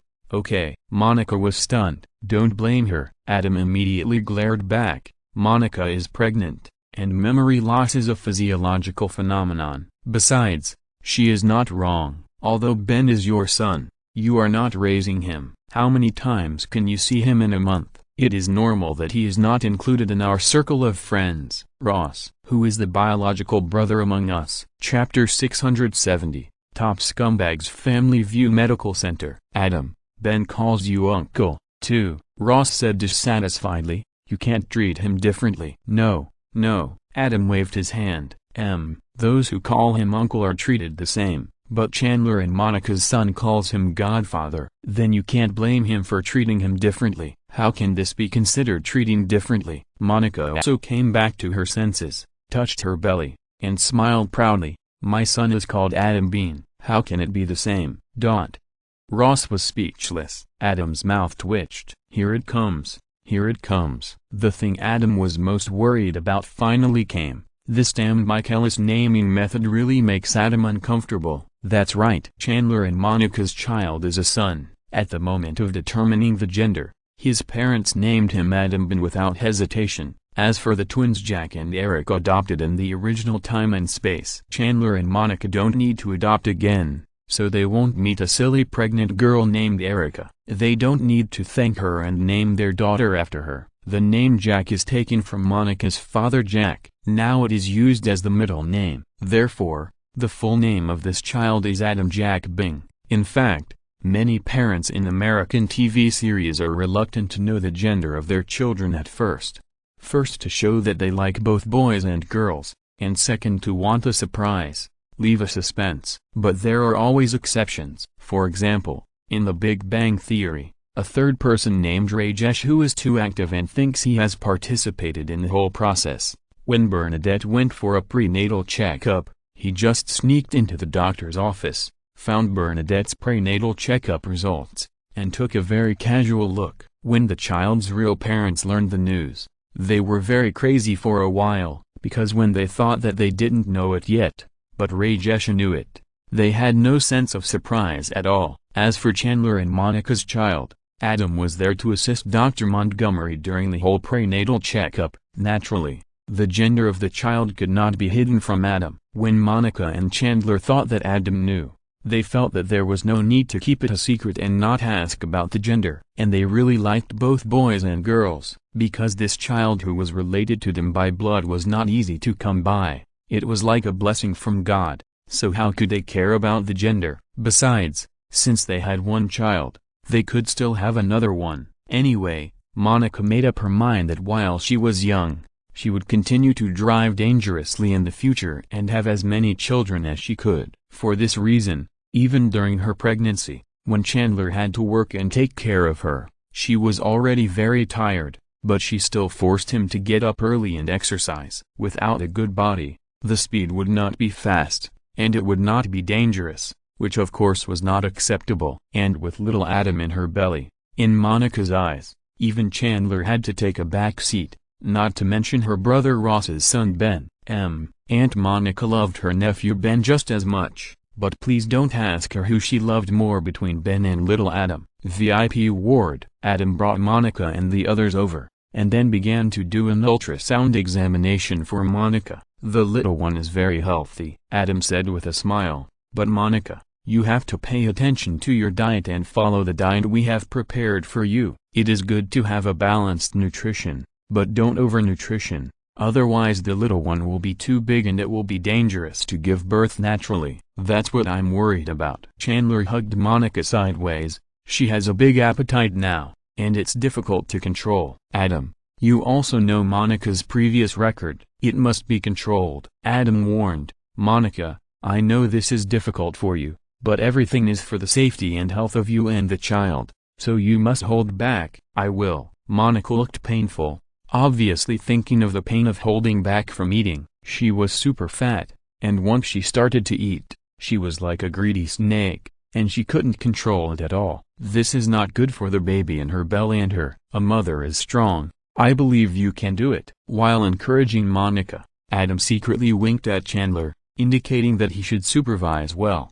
and if he couldn't control it, notify him in time and do a good job of prevention and control. Chandler understood. Wait here for a moment. I'll go find Dr. Montgomery. Adam smiled and said, you know, I'm just an intern, so it's better to let the top doctors confirm it. Monica and Chandler both laughed. They both trusted Adam immensely. They believed in their relationship and in Adam's medical skills. They knew that Adam cared as much about the child in his belly as they did. So even though Adam was capable enough, he would still trouble Dr. Montgomery to come over and check it out every time he gave an accurate answer, to ensure double insurance. When Adam went to find Dr. Montgomery, he saw from a distance that Dr. Montgomery was being pulled by a tall woman with a good temperament. He couldn't help but pause and prepared to wait for them to agree before going over. His extraordinary hearing allowed him to hear their conversation, which was not very taboo. Addison, come back. You and Derek are a happy couple. Nancy, you know this is impossible. Come on, it's wrong for you to cheat on Derek, but the other party is Mark. What else can you expect from him, who hasn't had sex with Mark a few times? It's no big deal. It's a rite of passage. Nancy, don't tell Derek this, or I'm afraid he will be furious and will never recognize you as his biological sister again. Adam heard this, and the corners of his mouth twitched, and he mourned for Dr. Shep for a few seconds. Dr. Shep's biological sister is called Nancy. There is too much information in these few words. If he remembered correctly, he vaguely heard that Dr. Shep had 4 sisters in his family, and he was the only boy. This made him think of the men named Owen Lee. When Owen Lee was in high school, the first conflict with the football player was because the other's girlfriend had intimate contact with Owen. and then broke up with the football player on the grounds of not suitable. No feelings. Before the football player could feel depressed and confused about what this meant, his sister told him the truth as a person who had experienced it. But the truth was too cruel. Obviously, Mark Sloan was just like Owen Lee, a scumbag to the end, and neither of them could be left behind. I wonder if Dr. Shep would regret the light punch he gave Mark in the face after learning the news. In this way, it is no wonder that after Mark slept with his best friend's wife, he could still ask Dr. Shep so confidently that he should stop making trouble and forgive his family. He has 4 sisters, all of whom have close relationships with him. Mark is simply Dr. Shep's 4 times cheaper brother-in-law. In his eyes, he and Dr. Shep are inseparable family members. There is nothing wrong with this logic. Chapter 671 Max calls the medical center. The rich conversation continued. Addison, you're not serious, are you? Nancy Shep looked at Dr. Montgomery strangely. You don't really think Mark came here just for you, are you? He slept with his tennis partner's wife, and heard that his tennis partner went to buy a gun, so he came here to avoid danger. Really? Dr. Montgomery said lightly. If he came here with this idea, then I can only mourn for him. In Boston, he slept with someone's wife, and she went to buy a gun, and he knew it, and he could hide and run. In New York, he slept with someone's wife, and before he found out that he was exposed, she came directly with a gun and used the gun to blow the hell out of her. Nancy, you are also a doctor. You won't forget the tragedy that happened in the medical center last year, right? Nancy was speechless. She is also an old driver, so she has no ill feelings towards men like Mark. They are tools for each other, and it is still unknown who is playing with whom. But she still has the feeling of the rabbit's death and the fox's grief, and the lips and teeth are cold. There is no way. A man cheated on someone else's wife and was blasted to pieces. A woman cheated on someone else's husband. Is it because she is bold and has a good personality that not only attracts the husband, but also attracts the cheated woman, so she has no chance to meet someone else's wife who is ruthless and taciturn? What a joke. Unless the wife is also greedy for her body. You don't have to say anything more. It's impossible for me and Derek and Mark, Dr. Montgomery said sadly. My love is completely dead. Nancy didn't say much at this time. The two said goodbye. Adam went to meet him. Dr. Montgomery. Adam, is there something wrong with Noelle? Dr. Montgomery's eyes were fixed. No. Adam smiled and said, she is fine. My good friend Monica came for a pregnancy checkup. I want Dr. Montgomery to help me check again to make sure that the fetus is fine. Okay. Dr. Montgomery nodded and smiled. It's great to be your friend, good friend. Adam smiled. He led Dr. Montgomery over and helped Monica check. Naturally, everything was fine. Everyone was very happy. Where's Joey? After the checkup, Monica thought about going to see the main person today. Come with me. Adam took them there. In the ward, Joey sat by the bed, facing Noel's belly, with a happy face. Adam went in to check, and then let Monica and the others chat with Joey and Noel. Monica and the others had to get in touch with Noel so that they could hold a persuasion meeting in the evening. At night, in Adam's hospital office, except for Joey, everyone gathered. Adam, is it really necessary to do this? Chandler hesitated and said, I think this Noel is okay. Don't judge a person by his appearance. Judge by his actions, not his heart. Adam reminded, do you think Noel's behavior is acceptable? No. Monica shook her head and said, but she is pregnant with Joey's daughter now. Are we going to separate them and let Joey's daughter be born without a complete family? Is a complete family necessarily happier than a single-parent family? Adam shook his head. I don't think so. It depends on the situation. After Noel became pregnant, she didn't want to have a child very much. For this reason, she not only rejected the proposal of the child's father, but also broke up with the child's father. After that, she immediately hooked up with Joey regardless of the child in her belly, and told Joey not to worry and to do whatever he wanted. Is this really a qualified mother? Maybe she will change? Monica couldn't bear it and said, after becoming a real mother, maybe it will be different. This is a process in which physiology affects psychology, and maternal instinct will naturally overflow. Maybe. Adam nodded and said, but it is undeniable that there are many mothers who have no maternal love from beginning to end. If Joey meets a mother like this, have you ever thought about what Joey will encounter in the future? Little Adam, don't worry, Mom loves you the most. Monica touched her belly, comforted her a few words, shrugged and said, I don't care, I can't listen to this. My little Adam must grow up healthy and happy, and can't be exposed to these dark sides. Sorry, my fault. Adam smiled and said, Monica, I'll have someone accompany you, go out for a walk and take a walk. Then, he called the nurse next to him and asked the nurse to accompany Monica for a walk and exercise. Adam continued to talk about this with Chandler, Ross, Rachel, Phoebe and others. It's only 26 weeks, there are still about 16 weeks, 4 months. Rachel said, let them get along for a while, and then get married. More than 16 weeks, Adam reminded. Children generally don't have long-term memory before they are 3 years old,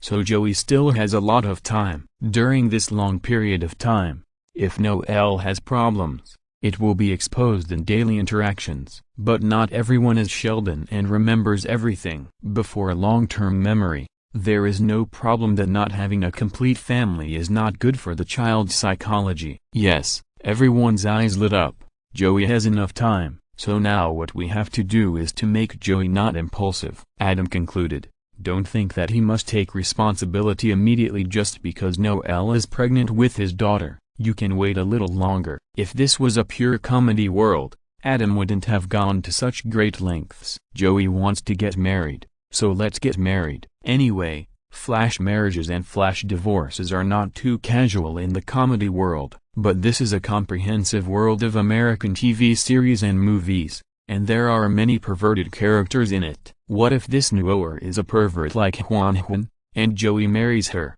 Maybe Joey will be gone before the divorce. This is no joke. Joey is a well-known soap opera actor after all, and has made a lot of money over the years. Where there is interest, there is motivation. Adam doesn't want Joey to get into trouble. Even if they don't get married now, Joey will actually be at risk if Noelle is really a ruthless character. After all, if Joey dies, Noelle's daughter will be the first heir. And as the guardian of her daughter, she can also get the inheritance, but the procedures are a little more complicated. This is the evil result of sowing seeds indiscriminately, because you don't know what kind of ruthless person you will encounter. And this ruthless person, because you have blood descendants with you, it will be difficult for you to get rid of him. Even if you say you can't be humane. After Adam unified everyone's thoughts, when Joey came over, he saw everyone's uniform admonishing eyes. Joey was a little hesitant about how to communicate with his cheap African-American son in the future. Now that he was admonished by Adam and others,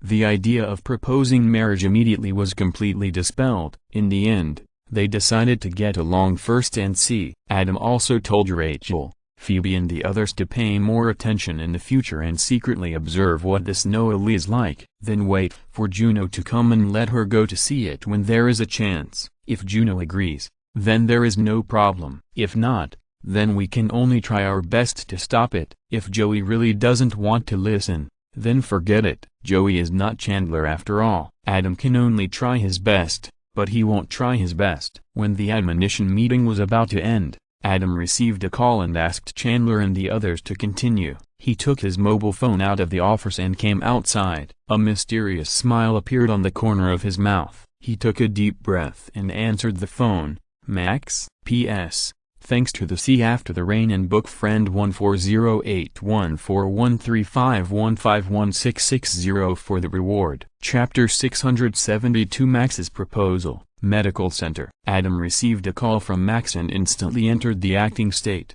As for the reason, Adam didn't know. There are always times when he is inexplicably happy and wants to show off his acting skills. Maybe this is life. Adam, do you still remember Caroline Channing? Max said on the other end of the phone. Caroline Channing? Adam was confused and paused for a few seconds. Oh, you are talking about the eldest daughter of the Channing family? Max curled her lips on the other end of the phone. She and Adam are too familiar with each other, so she naturally knows what kind of tune Adam likes, so she didn't expose Adam for the time being. Yes, it's her. What's wrong with her? Adam said ignorantly. Her father defrauded the entire New York population and has now been arrested. Max, as always, resisted the urge to roll his eyes and cooperated with Adam. Caroline has nothing now. She found a boyfriend. Oh, now he's her ex-boyfriend, and she has 5 girlfriends, but no one wants to pay attention to her. I happened to see her crying helplessly in a corner. Then what? Adam said in shock. You didn't take her home, did you? Then his tone turned helpless. Oh, yes, you must have done that. You are such a cute person with overflowing love. When you meet a kitten or a puppy, you care about their future life, let alone a living person. This expression and tone was exactly the same as the exaggerated helplessness of Penny when she was arguing with Sheldon and trying to stop Sheldon from doing laundry on Saturday night. I know tonight is your unshakable laundry day, and you also know that only tonight is the kind of night where you feel uncomfortable if you don't wash, but my clothes have filled the entire washing machine and you can't wash them. I'm so sorry. Yeah. Max couldn't help but curl up the corners of her mouth. Since Adam praised her for being so cute, she decided to play along with Adam for a while longer. We can't let anything get into trouble, right? Her father is a liar and she doesn't know about it. I can feel that she is still very kind. What is she going to do next? Adam asked. She said she couldn't go to those related majors. Max said, because those people hated and feared the Channing family, it was impossible for them to hire her. After experiencing the things with her ex-boyfriend and bestie, she gave up her fantasy and didn't want to humiliate herself. She could only find other jobs, but she used to be a princess. How could she know anything else? In the end, she could only work as a waitress. Even so, she couldn't go to high-end restaurants, for fear of meeting her former friends and being laughed at by them. She was also afraid of meeting people who hated her family, afraid of being humiliated, and even touching the other party's revengeful nerves. So, she found a very ordinary restaurant and worked as a waitress. But she couldn't let go, wearing a pearl necklace and a luxurious suit, and was in a mess, and was soon driven away by the boss. After that, she applied for several more jobs. Either the boss harassed her, or the chef harassed her, or the waitress colleague harassed her. With her attitude of falling into the dust and trying to maintain a high-end attitude, and her beauty and figure, it's no wonder that others want to harass her. By the way, Adam, you should know this. Oh, I know, Adam said in a compassionate tone. Some people are just perverts. They like to put on some small dramas. Fortunately, you took her in, otherwise, she would have been homeless and someone would have thrown a steel wool at her feet, knocked her unconscious and carried away. By the way, what is she going to do now? That's something I have to ask you, Max pouted, trying not to complain that you are the pervert who likes to put on small dramas the most. Ask me? Adam asked in surprise. What? I have an idea, Max said. Some time ago, you said that you were going to set up a Peppa Pig studio. You wanted to find a few more painters to help me share the work and improve efficiency. You also wanted to pool ideas to improve quality and sustainability. Yes, Adam nodded. Now Peppa Pig has been published and is selling like hotcakes. The copyrights have been taken care of, so you don't need to paint alone. It will be better for creation if you have more people. After all, for the sake of influence, there are publishing tasks every year after the publication. If you get stuck in a creative bottleneck, you will be very anxious. Set up a studio and you can be the boss and preside over the work. It will be much easier. I can't be the boss, Max smiled and said. So I want Carolyn to be the boss and let her set up this studio. She is a top student at Wharton Business School. It will be easy for her to do this, and she also needs a job. Is that so? Adam pondered. After the Channing scam, the Channing family's reputation fell to negative infinity. Many rich people hate the Channing family. No matter how good Carolyn's business talent is, she has no use in the most suitable financial and commercial fields. And helping Carolyn will also cause trouble. But Adam's help is not a big problem. After all, in the United States, responsibility and everything are limited liability. If Carolyn's father hadn't played too big this time, even if Caroline's company went bankrupt, Caroline could still live a princess life with $800 million trust. Even now, he has played too big and made countless enemies. But look at Caroline's aunt, who still runs a big company and lives a life of luxury. Look at Carolyn's grandmother, who is still living a luxurious life of aristocrats in England. You know that as long as they are not direct stakeholders, the victims will not deliberately target their families. Not to mention that Adam is the youngest self-made billionaire.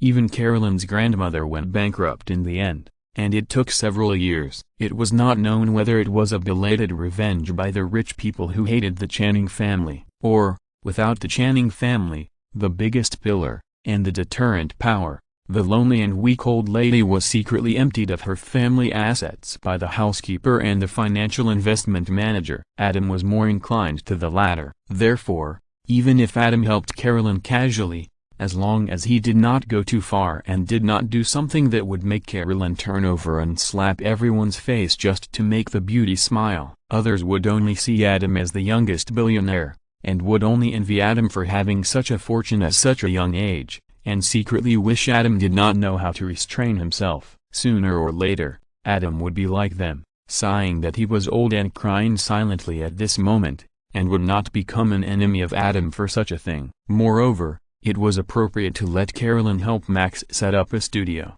Max was responsible for content, and Caroline was responsible for operation. So Adam sighed and said, "No, she is Channing after all. She has enjoyed so much glory from the Channing family. Now it is her fate to bear the burden of the Channing family. Although it is not good to say this, I advise you to stay away from her. She is a big trouble. Don't get involved with her if you can." "Okay, I listen to you." Max nodded and agreed without waiting for Adam to finish. Adam. Chapter 673. Adam, what bet? Medical Center. Adam originally wanted to clear himself of suspicion, show a noble image, and vaguely reveal to Max that he didn't remember anything, because he knew who Max was. "Carolyn is so pitiful now." Adam asked Max to drive people away from her, and Max would do so. "Don't be ridiculous. The kind-hearted Max can't do it at all." That's why Adam did the opposite. Not only did he clear himself of suspicion, but he also achieved his goal. Perfect. But now Max didn't wait for Adam to finish speaking and agreed directly. "This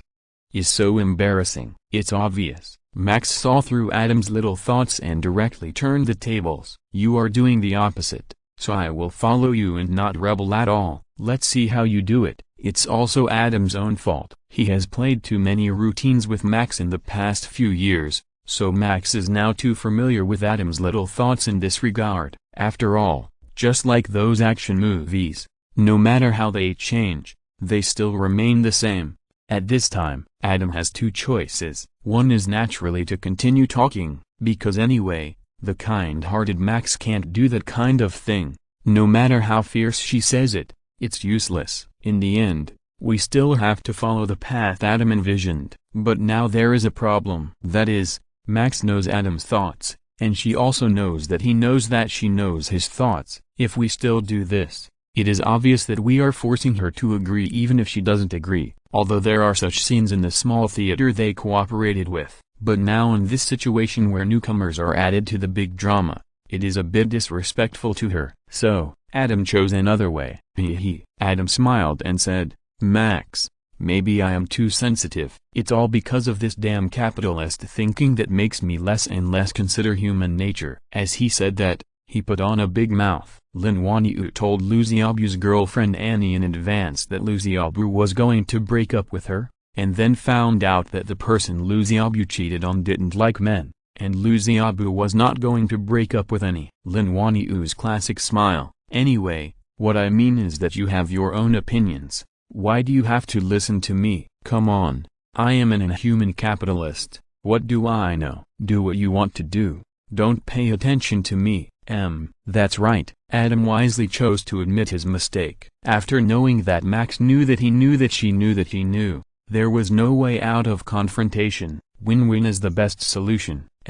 It's a real win-win. Not only does it mean that everyone wins, but Adam wins twice. Of course, this depends entirely on Max's mood. Playing tricks that go against the grain is stupid. Trying to create a high-sounding image is even more funny, because he has none of that. Humphrey. At Adam's spineless confession of his mistake with a smile, Max snorted with contempt and pleasure on the other end of the phone. Then it's settled. Let Carolyn prepare the studio. Don't. Adam quickly stopped him. This idea is fine, But not now. Let her hit a wall outside for a while. Why? Max asked in surprise. It's the same reason, Adam said seriously. The Channing family has offended too many people. If we help her now, we will offend many people. It's totally unnecessary. And she may be kind-hearted, but she is still a daughter of a rich family. If she doesn't experience more setbacks at the bottom, she doesn't know the hardships at the bottom, and she doesn't know how you get through it. It's not a good thing for her, for you, and for everyone. I think you are just doing it for that bet. Max sneered. You've really done enough to make us sisters. What bet? Adam subconsciously wanted to act, but in this situation, he could only laugh dryly. Oh, you're talking about that bet? Of course, I'm not doing it for that bet. I really think so. How can Carolyn, who has never experienced setbacks at the bottom, have a common language with Max? I'm afraid that a casual Versailles would make Max stunned, not knowing how to respond. Of course, it's more likely that Max's poisonous tongue makes Caroline feel a strong reverse Versailles force. In this case, no one can guarantee that Carolyn will not turn evil. In this case, it would be better to let the society beat Carolyn for a while, and then Carolyn will naturally feel the warmth of humanity under Max's poisonous tongue. Adam has a deep understanding of this. He dares to say that such an experience will deepen the relationship between Max and Carolyn. At that time, one of them will be responsible for content and the other for operation, and they will be perfect partners in life and career. At that time, Adam will not have any guilt. After all, in the original time and space, the two of them are such a perfect pair of bankrupt sisters. Adam does not want to destroy their sincere and touching relationship. That's all. In this case, forget about the bet. Max smiled. You have the final say. Adam forced a laugh and quickly changed the subject. Max, although Peppa Pig does not need you to draw it one by one in the future, Peppa Pig is your hard work after all, and you need to pay more attention to content creation in the future. Of course. Max was surprised and asked unhappily, why do you say that? Although the outline of Peppa Pig was provided by Adam, she was responsible for the details and drawings. For many literary creators, their works are their children. Max is no exception. Moreover, she has been lacking love since she was a child, so she is particularly concerned about such things. Back then, she had good grades in high school, but on the day of the high school graduation exam, her unreliable mother insisted on taking her out to play, causing her not to graduate from high school, unable to go to college, and head to work, which directly cut off her hope of crawling out of hell. Even so,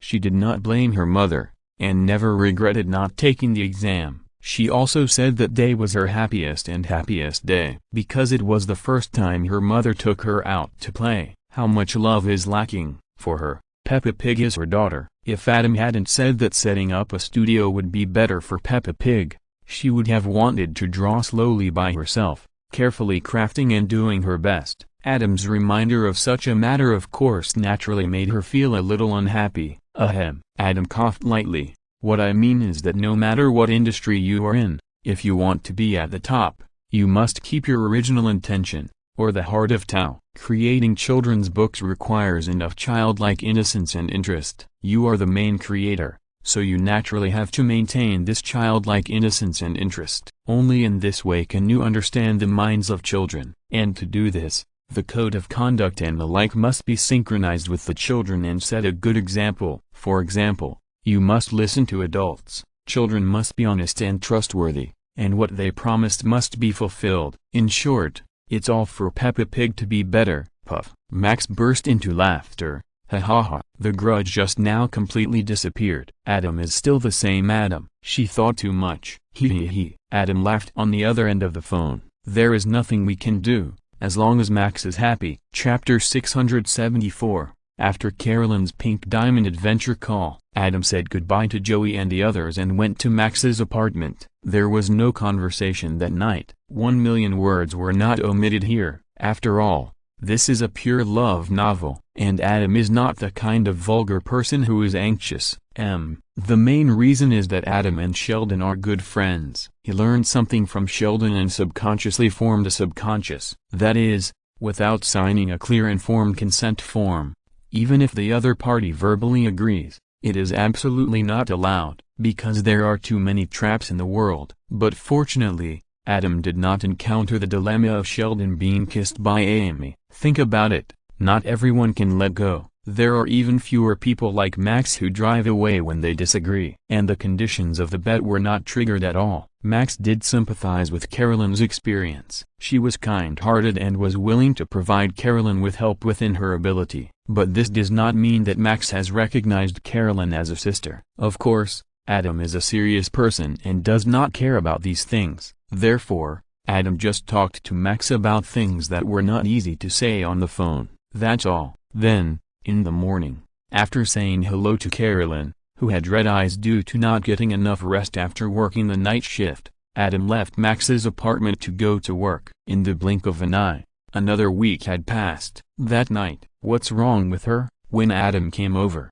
he found Carolyn wiping tears and entering the bedroom, and he couldn't help but wonder. She's sad. Max said helplessly, "There's an auction today, and all the items being auctioned are the things of the Channing family. How can Carolyn not be sad when she sees those things that originally belonged to her being auctioned off one by one?"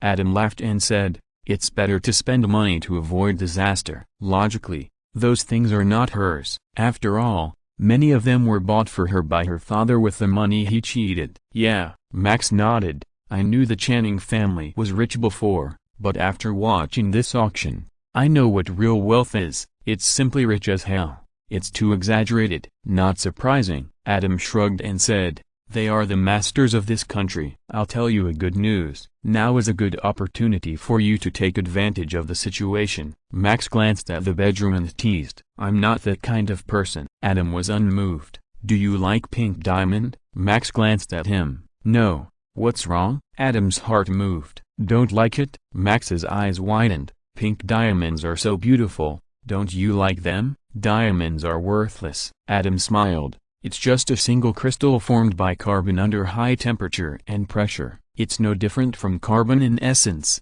and it's not rare. The current high price is just the result of deliberate hype by diamond merchants. It's hard to say when it will completely collapse. It doesn't have much collection value." "Is that so?" Max smiled. "Then I'll use this reason to comfort Carolyn later." At the Channing family auction today, Caroline was most sad because her big pink diamond worth $24 million was bought by someone. And it was bought by an African rapper. Adam couldn't help laughing. "Why, Carolyn is still a racist." "That's not the case," Max explained.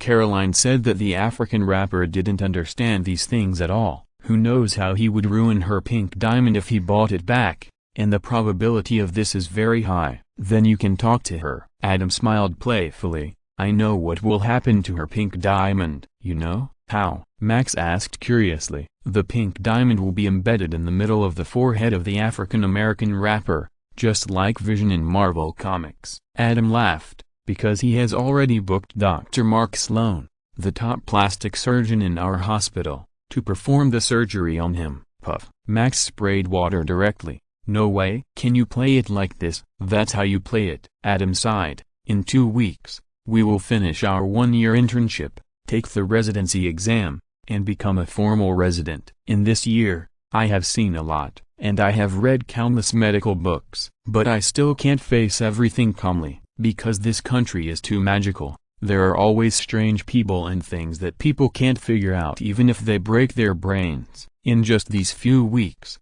there have been 2. First, there were Panda twins. Later, there was the real-life version of Vision. Our doctors have always been professional, but I really can't help it. I didn't expect that this strange incident would even have the shadow of Carolyn." "No." Max still couldn't believe it. "Isn't he afraid of being robbed by doing this?" "His abnormal death rate has soared to 99.9999%. "Okay, no one can convince a heart that knows how to play," Adam complained. "And don't wealthy African Americans often do this?" Max was speechless. "Because of education problems, wealthy African Americans usually go through sports, music and other channels, and it is easy for them to get rich overnight. It is not hard-earned money, so it is naturally not painful to spend it. Therefore, there are often news about various African American celebrities showing off their wealth in various ways. In this case, There are naturally news about African American celebrities going bankrupt in various ways and completely playing a good hand. Most of them have no idea of making good use of the money and completely changing the class attributes of themselves and their family and descendants, leaving behind all kinds of fancy jokes after getting rich and poor. But can this really be inlaid? Max still couldn't imagine it. Sure, Adam explained. First, connect a connecting rod to the pink diamond as a support, and then embed the connecting rod in the forehead. Of course, there will be pain, bleeding, swelling and other sequelae. But as long as he likes, it can be done. He is really not afraid of being robbed, Max complained. If he is met by Caroline and sees that his favorite pink diamond is treated like this, Caroline will most likely go up and pull the pink diamond down. It's okay, Adam smiled. Although he said that he bought the pink diamond to carry with him in order to protect his property as much as possible, he obviously also considered the problem of being robbed and bought a huge amount of insurance for the pink diamond. What's the use of buying insurance? Max pouted and said, by then, there is a high probability that the person will be gone. It's okay, Adam smiled. It's a redistribution of wealth. It will still circulate within human society and will not fly to alien planets. Max glanced at Adam. You always say that I have a poisonous tongue, but you are the real poisonous tongue. Okay, you are still the poisonous tongue. Adam smiled. I like your poisonous tongue the most. Max rolled his eyes immediately. Not long after, Carolyn, who was lying on the bed in the bedroom, became even sadder and finally burst into tears. She couldn't stop crying, she just felt that she was having a hard time.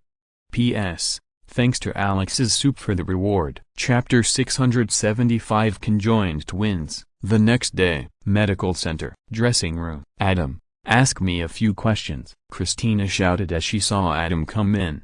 And me. Meredith and Georgia also echoed. What are the symptoms of central line infection? Adam smiled and asked a question while changing his clothes. Now that the internship is over and the residency exam is only 2 weeks away, all the interns are preparing for the exam and start asking each other questions whenever they have time. Of course, when it comes to Adam, he is only responsible for asking questions and telling the correct answers. Purulent, erythema and high fever. Christina was the first to raise her hand and shouted. What is Conn's syndrome? Adam asked another question casually. Wait, I know. Meredith raised her hand, and when she was organizing her words, someone else had already answered. Cortical aldosterone hypersecretion. Christina answered directly, and after answering, she shouted, Adam, give us something difficult. The residency exam is to test the level of interns, and it is not intended to be difficult. Adam shook his head and smiled. And for you, the most important preparation is precisely the most basic ones. Are you saying that my foundation is not solid? Christina said dissatisfiedly. Do you have a solid foundation? Adam smiled reservedly. Then what are we doing now? Christina suddenly didn't want to talk. Compared with Adam, let alone her, no one's foundation is solid. If she was really as confident as Adam, she wouldn't be reviewing and asking questions now. Isn't it because this exam is too important, and she is not 100% sure in her heart? George, did you do what you were asked to do? Christina took the initiative to change the subject. Meredith immediately looked over with a smile. Shut up, Christina. George was a little embarrassed. What's wrong? Christina asked in surprise. Isn't it just asking you to ask Kelly for a study card? Isn't she your girlfriend now? What's so difficult about that? George's current girlfriend, Kelly, an orthopedic resident, scored the highest score in the residency exam. It was said in the hospital that she had a legendary study card. In order to be on the safe side, Christina urged George to ask for it so that everyone could appreciate it together. Of course, the wording was a bit problematic. It was simply asking George to take the initiative to be a tool to please Kelly. The matter was the same, but the nature was completely different. No matter how much George was a male best friend, he still had some male dignity. I'm not that kind of person, George said angrily, and even if I get it, I won't show it to you. Wait. Christina looked at George and said dissatisfiedly, you want to keep it all for yourself? George glanced at the smiling Meredith and swallowed the words that were about to come to his mouth. I just won't show it to you. What about Meredith? Christina asked. Of course I will give it to Meredith, George said immediately. Although he is in a relationship with Kelly now, Meredith will always be the white moonlight in his heart. That's fine. Christina waved her hand nonchalantly. Meredith is her best friend, and she tells her everything. It's just a small study card, not a boyfriend. Meredith is pregnant, which is equivalent to saying that she is pregnant. Adam changed his clothes and left the dressing room directly. Adam, ask me a few more questions. Christina chased after him and urged. Dr. Bailey led everyone to make rounds. Standing outside the ward, Dr. Bailey paused and turned to look at everyone. You will have the exam in 2 weeks, so your most important task in these 2 weeks is to review as much as possible. So no matter how good the surgery is, don't fight for it, don't be careless. At this point, she looked at Christina, who tilted her head and didn't look at her.